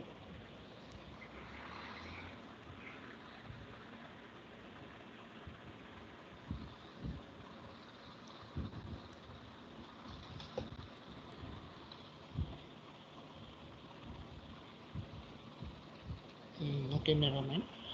Basically, you always know that it is given to us that Monty will always be knowing. So there is like no probability to be calculated here. He is always going to open the door, whether or not your hypothesis is applicable or not. So that is why we have 1 in both the places. So 1 into 1 by 3 plus 1 into 2 by 3. So if P of H is 1 by 3, that is before you had all the 3 doors, so there was 1 by 3 chance. Not H would be 1 minus 1 by 3, that is 2 by 3. So now if we do the computations, we get that probability of H by E is equal to 1 by 3. Sorry for the mistake here, it will be 1 by 3. So if you stick to the same door that you had chosen, it will give you 1 by 3 chance. Whereas if you switch the door, that is as simple as 1 minus this probability. So 1 minus 1 by 3 will be 2 by 3. Hence, it is always advantageous that you make the switch in this classic problem. So now, why this is used in machine learning, right? Like, why are we discussing this? So in linear regression, as someone had asked a question about MLE, what MLE does is basically it provides us a probabilistic model for choosing the model parameters, that is the slope and the C. So probability and machine learning are like very closely tied up subjects that we need to understand in order to explore machine learning. So what knife bias does is that it makes use of the Bayes theorem in a way that we are provided with the features and the class, and we have to define a probabilistic model such that for given features X, what could be the class. So as I had given an example earlier, that how much time you spend in college plus how much study time you give at home, that is determining how much whether you can get a pass or fail, or what marks you will get.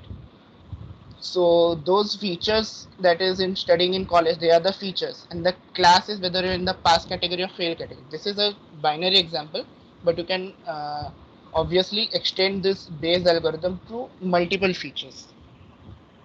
uh, so yeah, now probability of being in class 1, given that some features are given, upon probability of class 2, given the some features are given. This is the ratio of basically this formula which we defined here for Bayes algorithm. So can anyone tell me why are we doing this division? Like, what is it telling us? What will the ratio tell us?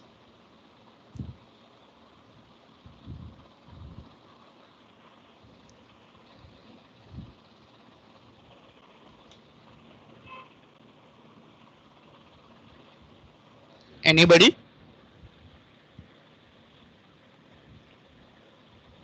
Okay.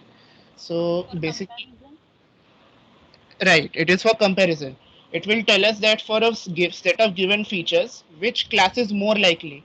In this ratio thing, if we get a ratio more than 1, that means it is probable that the item belongs to class 1 more over class 2. Whereas if the ratio comes less than 1, that means it is a probability of being more in class 2. Or if it comes as equal to 1, that means the decision is not being able to make clearly and it stands at 50%. Or I mean, it has equal probabilities of being both the classes. So I would request you all to just read about this generative and discriminative models. It is a very important topic that you will understand, and you will get to know that why naive bias is a generative model over discriminative model. So what discriminative model basically is, we are trying to distinguish between classes. Like the model will try to find out certain parameters or patterns by which it can say कि नहीं ये इस class को belong करता है and ये इस class में नहीं belong करता. That is discriminative. Generative is basically when you have to synthesize that relation from the data. So even though this looks like we are actually finding probability of y given x, but what we are actually doing is finding probability of x given y. We are trying to synthesize that relationship. The After we synthesize that, then we get the answer for probability of y given x. This is how naive bias works. And there is a very common question asked about naive bias, that why is it naive? So anyone who knows why is it called naive bias? Like what is so naive about this algorithm?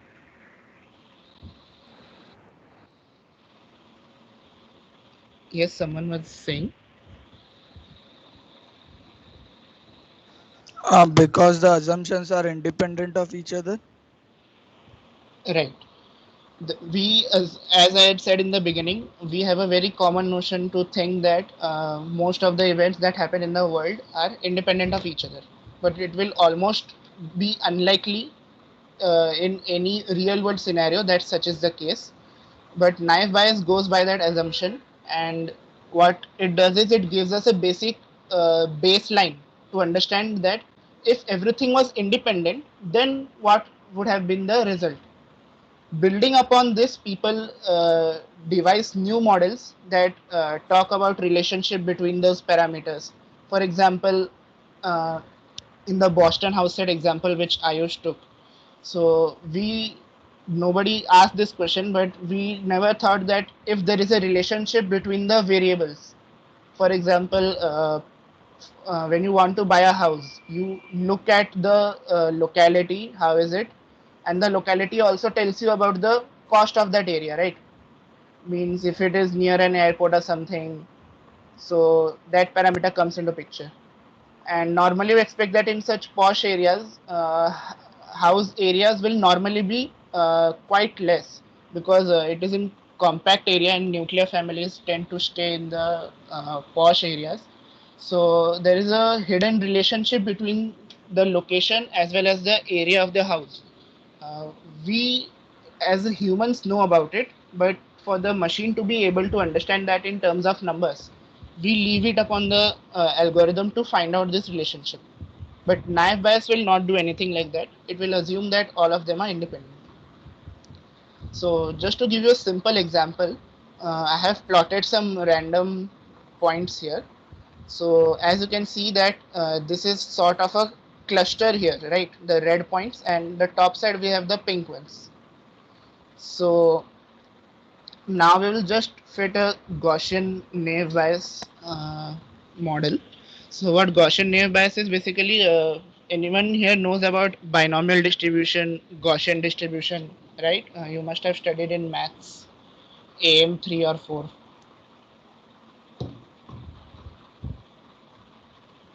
Anyone? Gaussian distribution? Like at least you have yes or no studied it. Yes. Okay. Just a minute.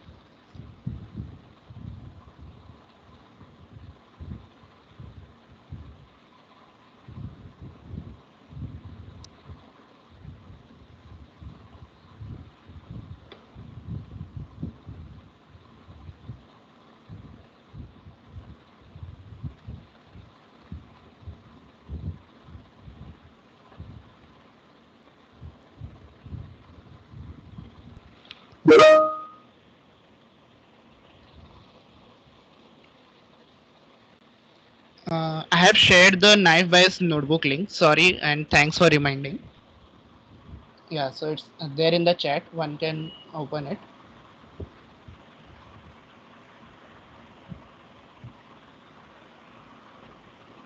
Yeah.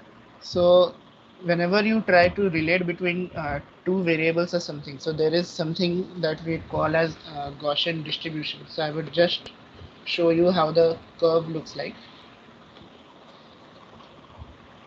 This is a thing which you will study mostly in AM4. So if you don't know about it, like don't get panicked. It is not really a huge thing.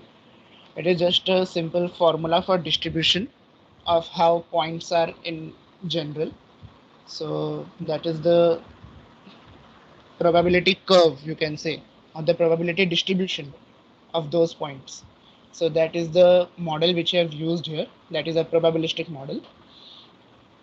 Now we will predict some, make some new points using random state function, and then we will pass that into our model, the Gaussian naive Bayes. So now, as you can see here in the graph, you can see that there is a kind of a quadratic relationship that has established here, right? You can see a curve. The red points, the original red points are here towards the bottom side, and the original pink points are on the upper side. And when I fit this new random data set, it has tried to cluster along these points across this boundary. Now, this is how the naive Bayes algorithm is working here. So when you run this function, that is model.predict probability, so it is basically predicting the probability of a point being on the red side or on the pink side. So as you can see, it gives the probabilities of the first and second class respectively. So maybe the first point, it is entirely in the red region, like it is able to put it properly in that side. There is no chance of it being in the second class. For the next point, it is there is a probability 0.42 probability of being in class 1 and 0.58 probability of being in class 2. So since we can keep a threshold probability of 0.5, so that point will now go to the second class, and so on. So now, as I talked about Gaussian distribution, it was normally for like one variable. But when we have to deal with multiple variables, we have multinomial distribution. So that is also a thing that one can actually look up. So multinomial distribution is basically for multiple variables. So there is a simple example here, like naive Bayes is mostly used in this very common example for classifying text. So can anyone give me example of how machine learning is used for text classification?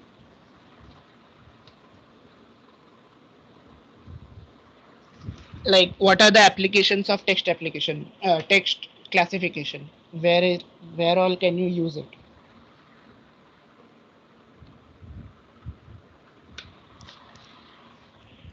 Text classification, not identification. Fake news detection. Right. Fake news detection, then hate speech detection, sentiment analysis, right? So basically, you are able to classify those text into certain categories, right? So this is a like news group data set that is present in sklearn itself. So these are the basically news articles, and they have been categorized into these classes. So atheism, graphics, MS Windows, autos, space, religion, politics. So these are the topics that normally come under the umbrella of news, right? So we have picked just 4 categories out of them, and we have created a training and testing set from these. Now we can take a look at a sample from the data sets. So we have picked, for example, the 6th point, that is. So this you can see, this is the kind of news that is present. Fact or rumor, Madeline Murray Hale is an atheist who eliminated the use of Bible reading, etc. So now what we are going to do, we are going to use multinomial naive Bayes, that is for multiple variables. So now anyone can tell me what will be the input to this model? I have only shown you this text here, but what exactly will be the input to my multinomial naive Bayes model? What will go in and what will come out?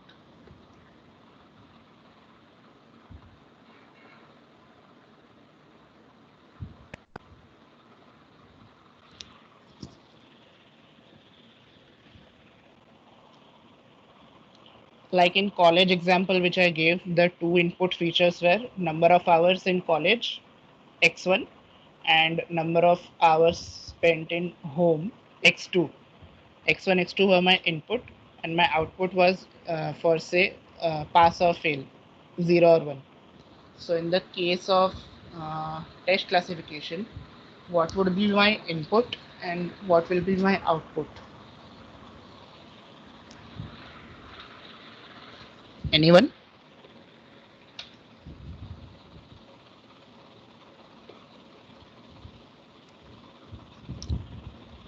Yeah, so I can see Anushka has answered keywords using a word array.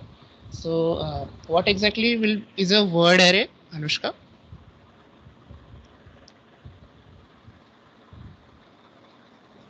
You tokenize a given sentence and then you get a word array. Right. What is tokenization? Uh,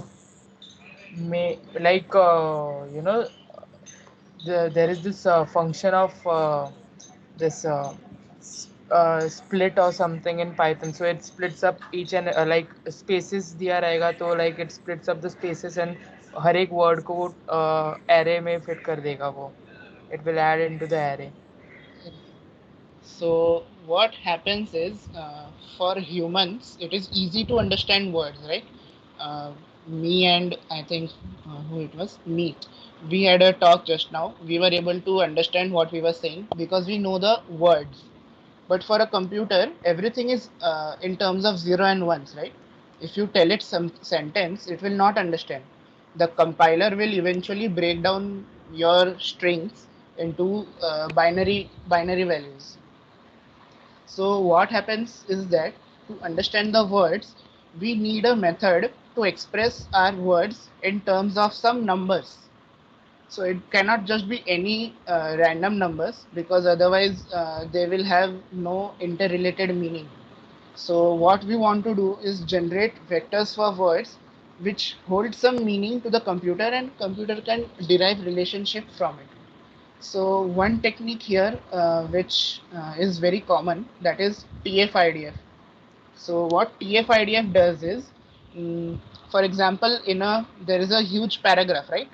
English literature paragraph. What do you think is the most common word possible? Any word, which is the most common word possible in that long paragraph or anything?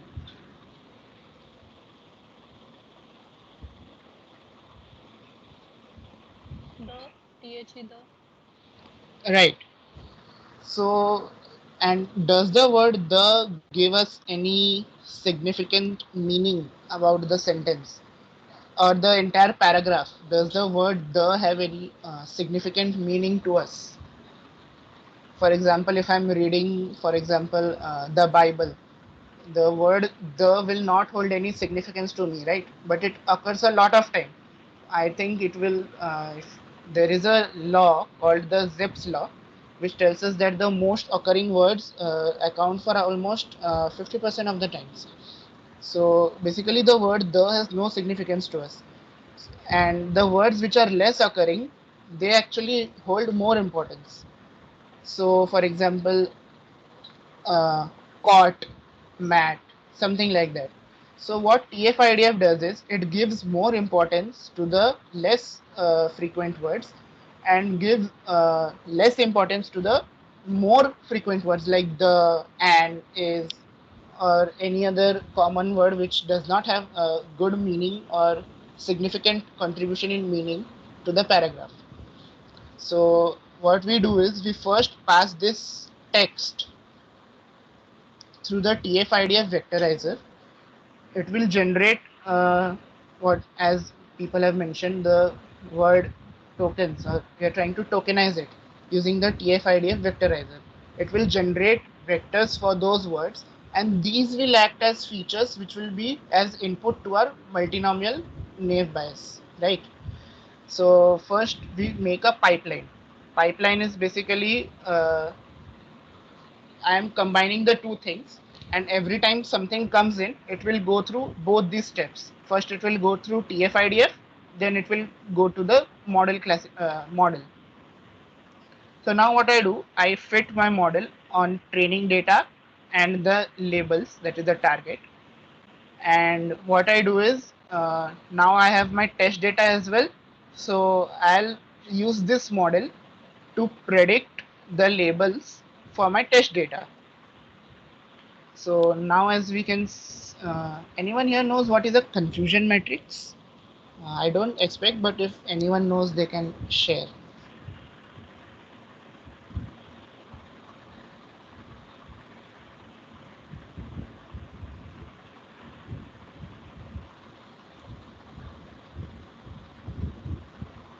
Okay. Basically, confusion matrix is something that tells you how many times your model has been able to predict the label correctly. So, for example, if in this example, if my model, for example, it says that religion miscellaneous. So, religion miscellaneous topics, it has been able to map all of them very well, 48. It has not misclassified them as anything else, as you can see, 48000. Now, if we say religion Christianity, and here religion Christianity, 392 times it has been able to predict it correctly, but 187 times it has put it in the religion miscellaneous discussion. So can anyone tell me what is happening here? Why the Christian things went into the religion thing? Like what has caused this to happen?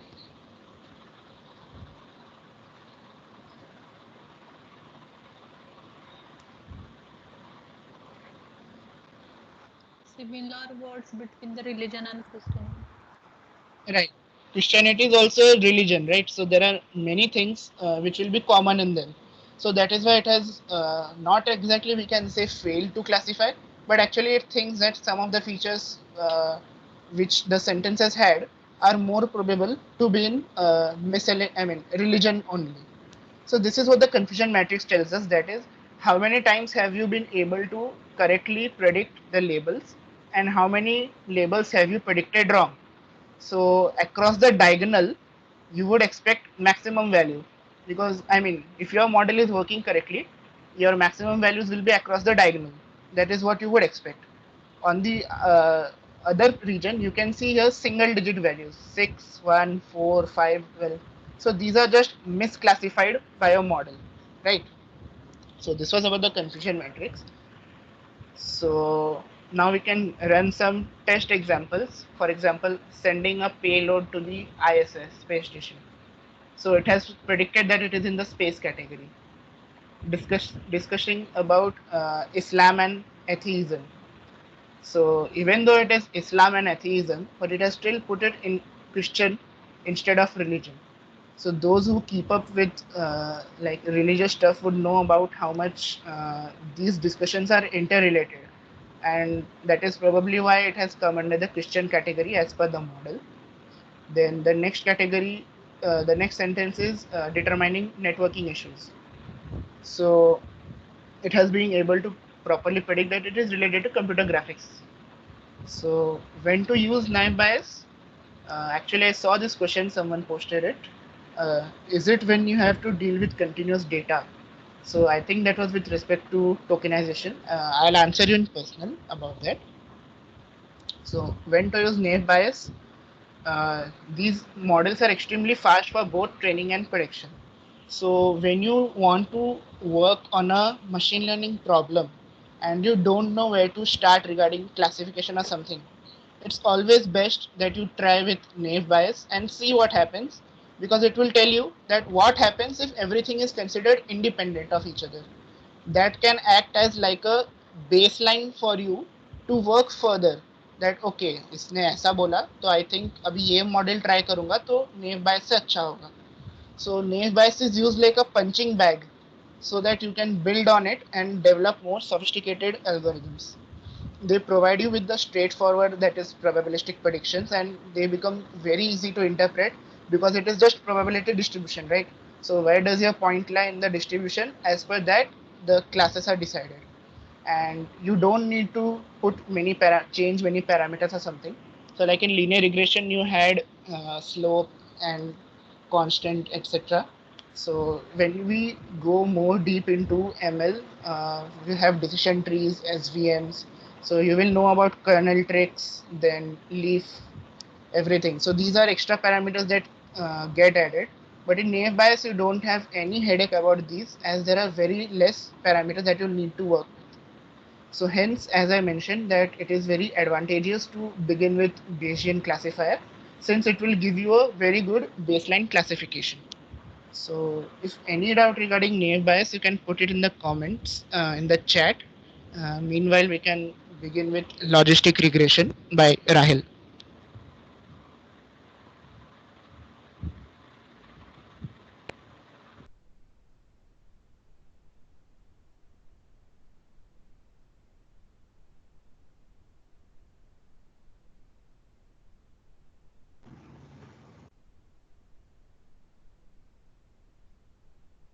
Hello guys, can you see the screen?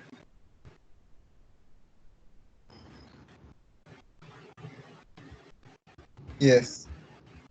Yeah, so my name is Rahil and I'm a third year student and I'm a part of SMLRA. So now we'll be starting with logistic regression. So first of all, this is also just like naive bias, but it comes under the classification of binary. Like if we want to classify into two classes, that is the email is spam or it is not a spam email, then we use binary classification. And similarly, even for multi-class classification, we'll use the same approach of binary classification multiple times. That will be explained along the line. So now I'll talk about the applications of logistic regression in real life application. So first of all, I said that we use this for email spam detection, just like Gmail also uses some similar model. But logistic regression can be used on email spam detection, wherein we'll convert the words into tokens, or we can say numbers that the machine can understand and distinguish. And then we can remove all the articles from it. And then we can classify if the words like free or price or something like that can come under the spam detection, and it will identify the email as spam or not. So first, I'll be explaining the concept first, and then we'll go with the code. So in linear regression, we use the hypothesis that y equal to mx plus c, or the y equals to the parameters into the value that we have. So the one we are estimating over here, we can also call as hypothesis. So the hypothesis is equal to theta, that are the parameters we have to optimize, into x. So this is a matrix. That is why we talk in terms of transpose of the matrix into x. So these are the input values, and these are to be estimated. And so just like Aayush talked about optimizers use, so the basic one we will be explaining in this session would be the gradient descent. So it was already explained that wherever you start in a convex function, like this one is the convex function, in which if we want to find a minimum, global minimum or a local minimum, we can use gradient descent on the function, where we'll randomly start from a point in the function and then go downwards with the help of slope, determining the slope and going towards a global minimum. Now, even sigmoid is an important concept that we'll require to understand logistic regression. Sigmoid function, as you can see in the graph, like it goes from 1 to 0, and the point of inflection, like it is just about symmetric over 0.5. So in binary, when we talk about binary, we just want to predict that y should be either 1 or 0. Either email should be spam or it should not be.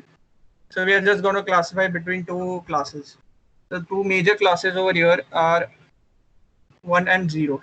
So while estimating the value of y, we have to keep in mind that the hypothesis should lie between 1 and 0. So if we use the linear regression hypothesis for that is theta t into x, that is mx plus c in basic terminology, then we'll have some downsides. So anybody can reply me on what could be the downsides if we use a logistic, if we use linear regressions hypothesis in logistic regressions hypothesis. Like we need to predict 1 and 0s, but what if we use linear regression instead of logistic regression? Like suppose I'll give you the graph so that you can understand clearly. Like we need to predict that either y is 1 or y is 0, and these are the true values that we have been given with. And what if we fit a linear regression on it? Could we still get the good values out of it? Like could we predict the correct values out of it?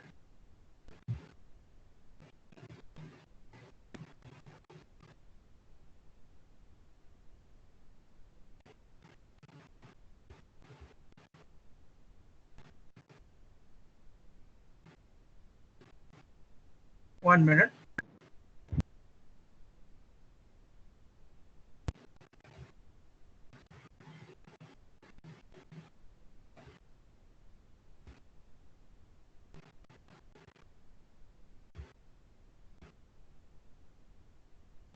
Yeah, correct.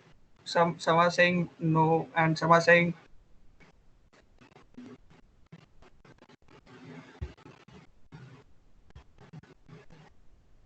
So I'll explain the facts. Uh,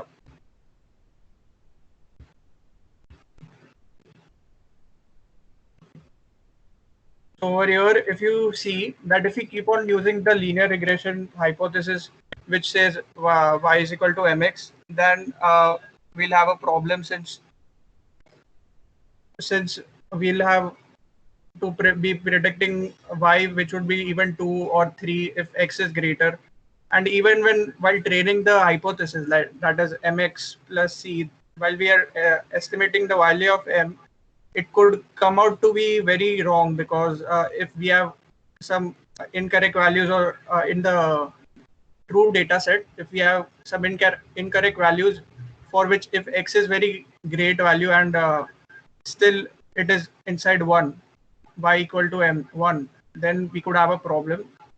So for this, we have another solution that will be using sigmoid function, and the hypothesis would be just the sigmoid function of the mx plus c terminology, that is the parameters into the x values. So now the function would look like this.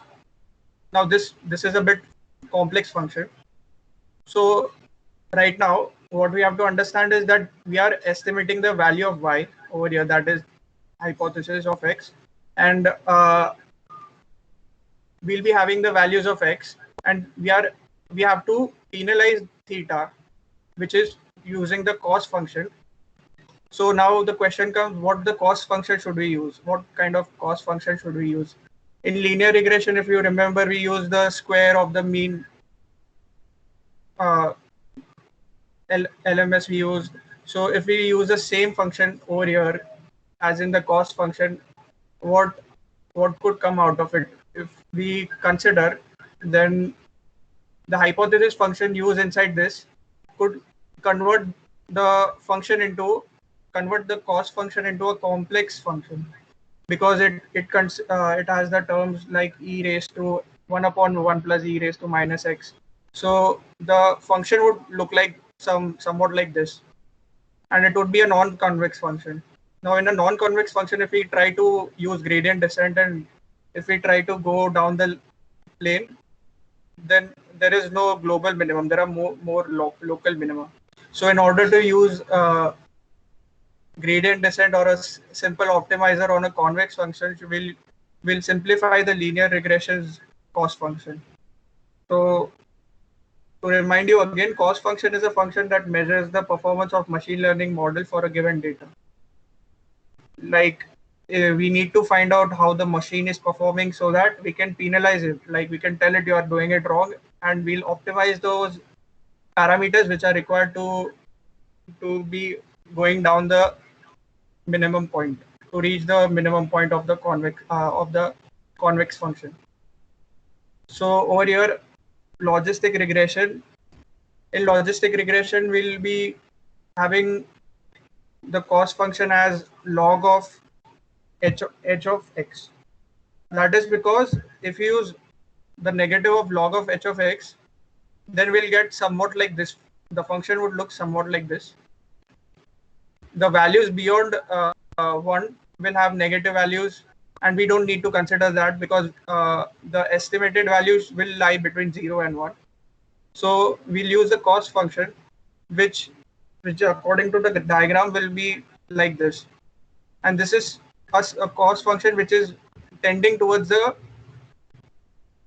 minimum value.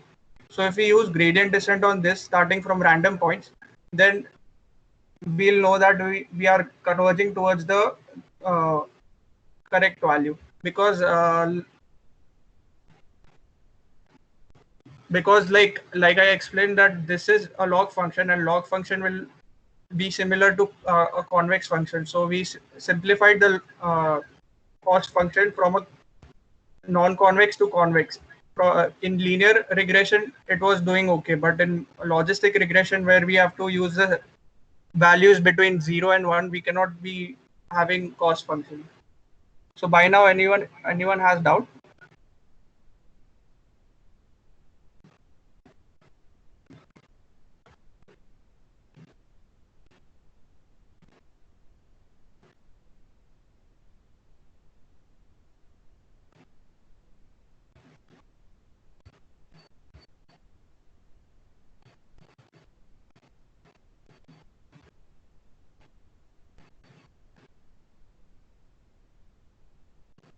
So I see two of them are not being able to understand something. So can they open up their mics and ask the doubts?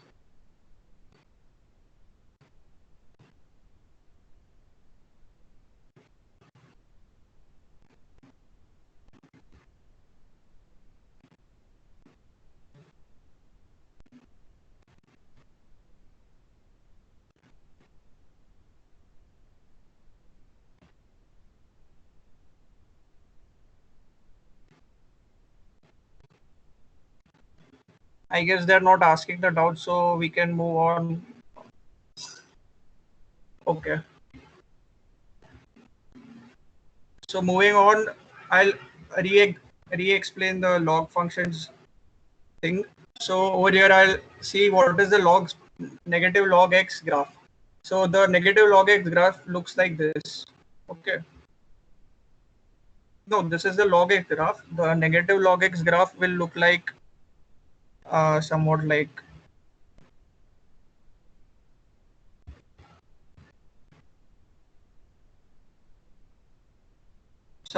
this, the blue line over here, and then it goes down.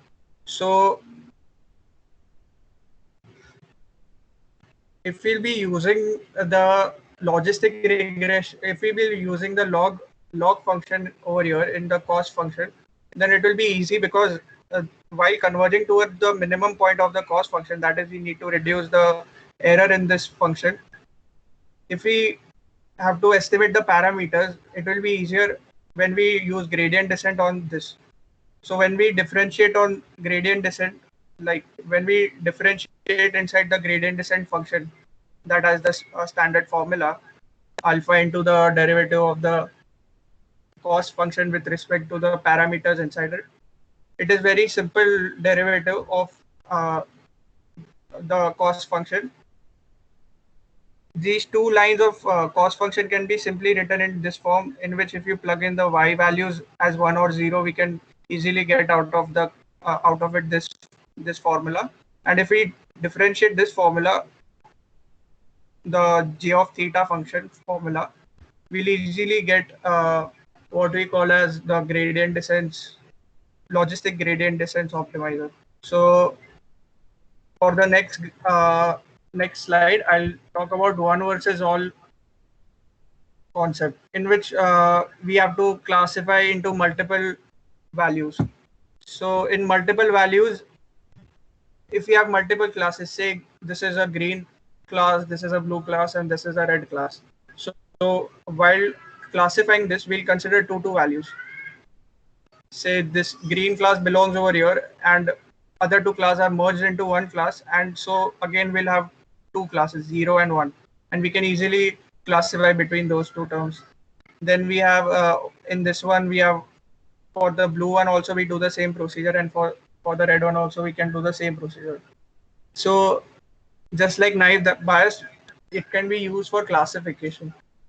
So the difference between classification and clustering would be that clustering requires us to label the values. Like over here we have already labeled, and we are training the model that it is inside the green class. But in clustering, there would be no given class. The model would automatically adjust itself into the classes that it considers are appropriate. So now I'll go to the code. Arghyadeep, can you share the code on the chat? Yes, it's already shared. Okay, so if you open the code, we'll explain the things which you have not understood in better way inside the code. So first example, that is the most basic example, is that the tumor size. Like, is it, if the tumor size is suppose somewhat 40 or something in those metrics, then it is not some kind of a cancerous tumor, and if it is more than that, it is a cancerous tumor. So if we classify on those terms, sometimes we get such a value, and it comes under two classes, that is it cancerous or not cancerous, that is malignant or benign. So just like I explained, that linear regression cannot be used, because if we have some outliers, that is some data which lies very out of the box but does explain the phenomena, then it could cause a problem, like while plotting the regression line. So over here, first one is that we have the sigmoid function. First, I import all the stuff required, and I define the sigmoid function as 1/1 plus e raised to minus x. And if we plot them, we'll get it between 0 and 1. So next, we go with NumPy and Pandas and Seaborn libraries, because they'll be used for plotting the graph and for mathematical equations. Then I'm loading the test and the train values, which you can download from this link. The problem that we are focusing on is the Titanic dataset, which contains of the this one contains about the Titanic's data, that how many people survived out of the situation, and of all people, what features that they contain. Like, were they from a better background, or were they traveling in first class, second class, or third class? So these are the features that we need to understand before any. If we want to solve any problem, first of all, we have to go through the feature set that we have, because most of them are not useful and some of them are not related to the value we want to predict. Like in this, we want to predict the survival. So if we want to predict the survival in Titanic situation, we won't be needing the passenger ID. That is how much fare did he pay for the ticket? Did he get any discount or not? Like some values which are not very important. So I like just briefly go through the topics, like the features which are given. One is the gender, then we have the class, first class, second class, third class, then we have age, then we have relationships, like does he have any children or does he have any parents, and then we have ticket number, which is again not very important because you don't require ticket number to predict if we survive. Then we have fare and cabin number and other such stuff, like port where they started the journey, C, Q, or S. So over here I'll go through. I've loaded the test in the train data set. Even you can load them through the link I've given in the second link. You can download it, or from the Kaggle link you can download the data set, and you can simply copy paste or drag and drop this into this. And we have the information as such, like most of the content is not null. We have total 891 members inside the Titanic situation, and some of the fields are null. So like age is only 714. So we need to fill those values based on the mean values and all. So data refining comes into picture while we're solving the basic model.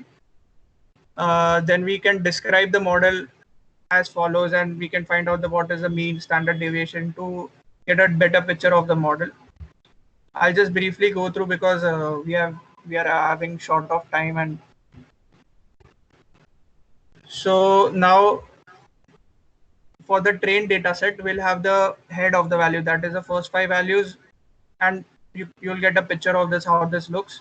So most of the values you can see are in form of characters. The like gender is in character, so we have to convert into ones and zeros, like 1 is male and 0 is female, so that the computer can understand. And ticket is also given, which is not very important because we don't have much data on it.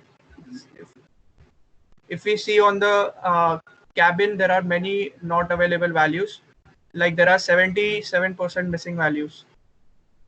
So we can avoid such values instead of filling those values. And age, there are 19% missing values, so we can fill it using the mean values. So this is a basic data understanding process. Before we apply any model, we should understand what we have, and so that we can refine the parameters that we have. Then I plot the graph of how many male and female survive. Like according to gender, is it dependent upon the gender factor? To understand if it is dependent upon the gender factor. So if you see, there are many females who survived, and many males of age 20 to 60 didn't survive. Then we go into the classes, like did they have first class, second class, or third class tickets? According to that, if people were able to be rescued, were able to get out of the Titanic ship. So if we see that this clearly shows that there is some dependency between the number of the class of the passenger and their survival. So we can use this parameter as well, like just like gender and age. So over here we can see how many relationship we have. The column Parch and SP are dependent upon how many children and how many siblings or spouses they have. So I just calculate that how many are alone and how many are not alone with this simple for loop going through the parameter. Like if they are alone, then sibling plus Parch is equal to 0, and if they are not alone, then it equals to 1. Then we have passenger ID and cabin. The passenger ID and cabin are actually very not important if you see, because cabin ka data to we don't have, as 77% is missing, so we can drop that data. And cabin that shows us and passenger ID that gives us the ID of the passenger is very not important in his survival situation. So now we fill the age, which is actually 17% null. So we fill it with the mean values, and just about the standard deviation, we fill it with the mean values. This function helps us giving the uniform distribution about the mean with the help of standard deviation. So now if you see, the number of null values are 0 in age. In embarked, that is from where they started their journey, there were 3 classes, that is S, C, and something. So if we see that the missing values inside this are 0.2%. 0.2% were embarked. 0.2% did not have the value from where they embarked. So we can just give them the average values. So over here we found out that S was the average value inside the parameter embarked. So we just gave every missing value the value S, because it does not really matter. But we want to train our model with the help of embarked too, because from where they started also depended of if they survived or not. So now next we drop off the ticket and the name, because the name of the person and the ticket ID does not very matter. And we give the characters integral values, like male is given 0 and female is given 1.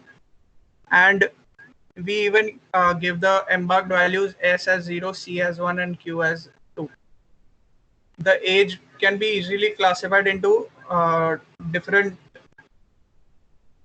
categories, like from 0 to 8, from 0 to 11, 11 to 18, so that we can give a age group to every person, and we can identify if that age group really caused the survival, were dependent on the survival. So we just gave what age group they belong to, and we gave them integral values like 0, 1 to 4.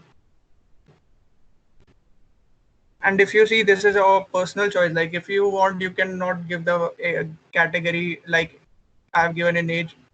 And if we now see the head of the trained CSV file, we'll see that most of it are filled. Everything is filled and everything is in integral form, so that now machine can accept the data.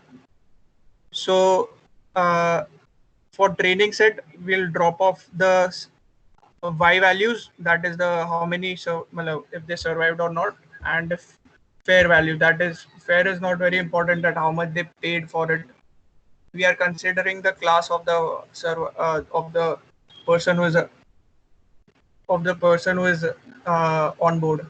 So fair can be avoided. Even this comes under a personal choice. Only after trial and error we can find out if fair is useful or not. So you can give a try if you want. Then comes X train and Y train. So in a Y train we will store the survival data, and in X train we'll store everything, that all the parameters that are important to us. And in X test, similarly we'll do the same thing. We'll drop off the unimportant data and keep the important ones. And X train will be looking like this, and then we'll use the logistic regression formula.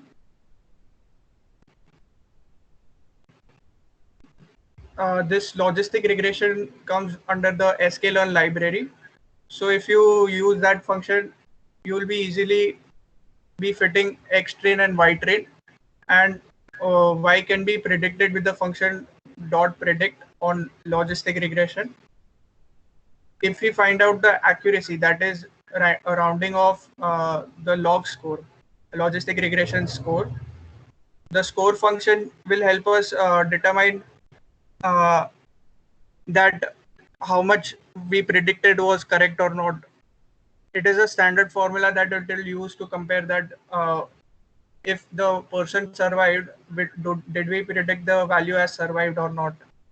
Was it close to what we predicted? So now, if we print what the accuracy was, we'll get that it is 80%, which is fair enough.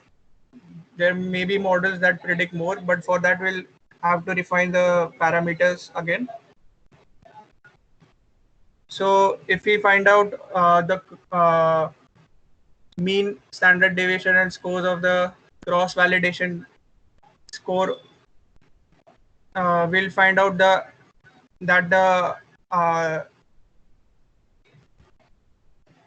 we'll find out what how accurate each parameter was. Like if that it is a scoring metric that it will give us scores on basis of how much prediction was correct or how much was it wrong. So if we take out the mean of the score, even the scores are standard, but due to short of time, we'll not be explaining that. And then we just print the mean and the standard. So you'll find out that it is close to 80, and that is good enough to predict that if it survived or not. Now on the testing data set, if we go and predict the data, if it has survived or not, we'll find out that it gives us zeros and ones value.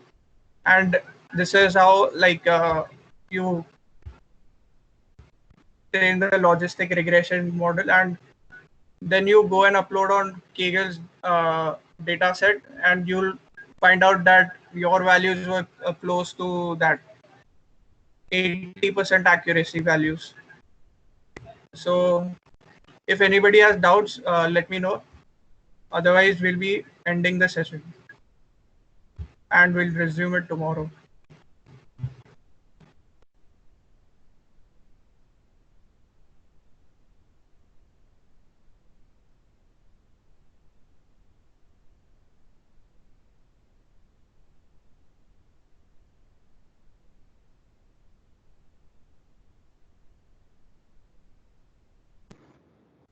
Are there any doubts?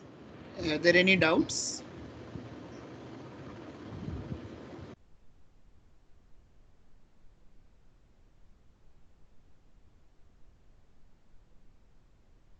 Okay, so I think no one has got any doubts. For those who stuck along for so long, thank you so much. Sitting for almost 3 hours now. So we are thankful to everyone who attended the session today. We would be rolling out a feedback form via mail today. So we request your feedback so that we can improve our content, and hopefully we'll see you tomorrow as well. Okay. So, And Arghyadeep, recording के बारे में बोला तू? Yeah. The recording is like we have made the recording. Once this meeting ends, you will be able to see the recorded meeting in the chat. So with this, I think we can end today's session, and thank you for attending, and we'll meet tomorrow.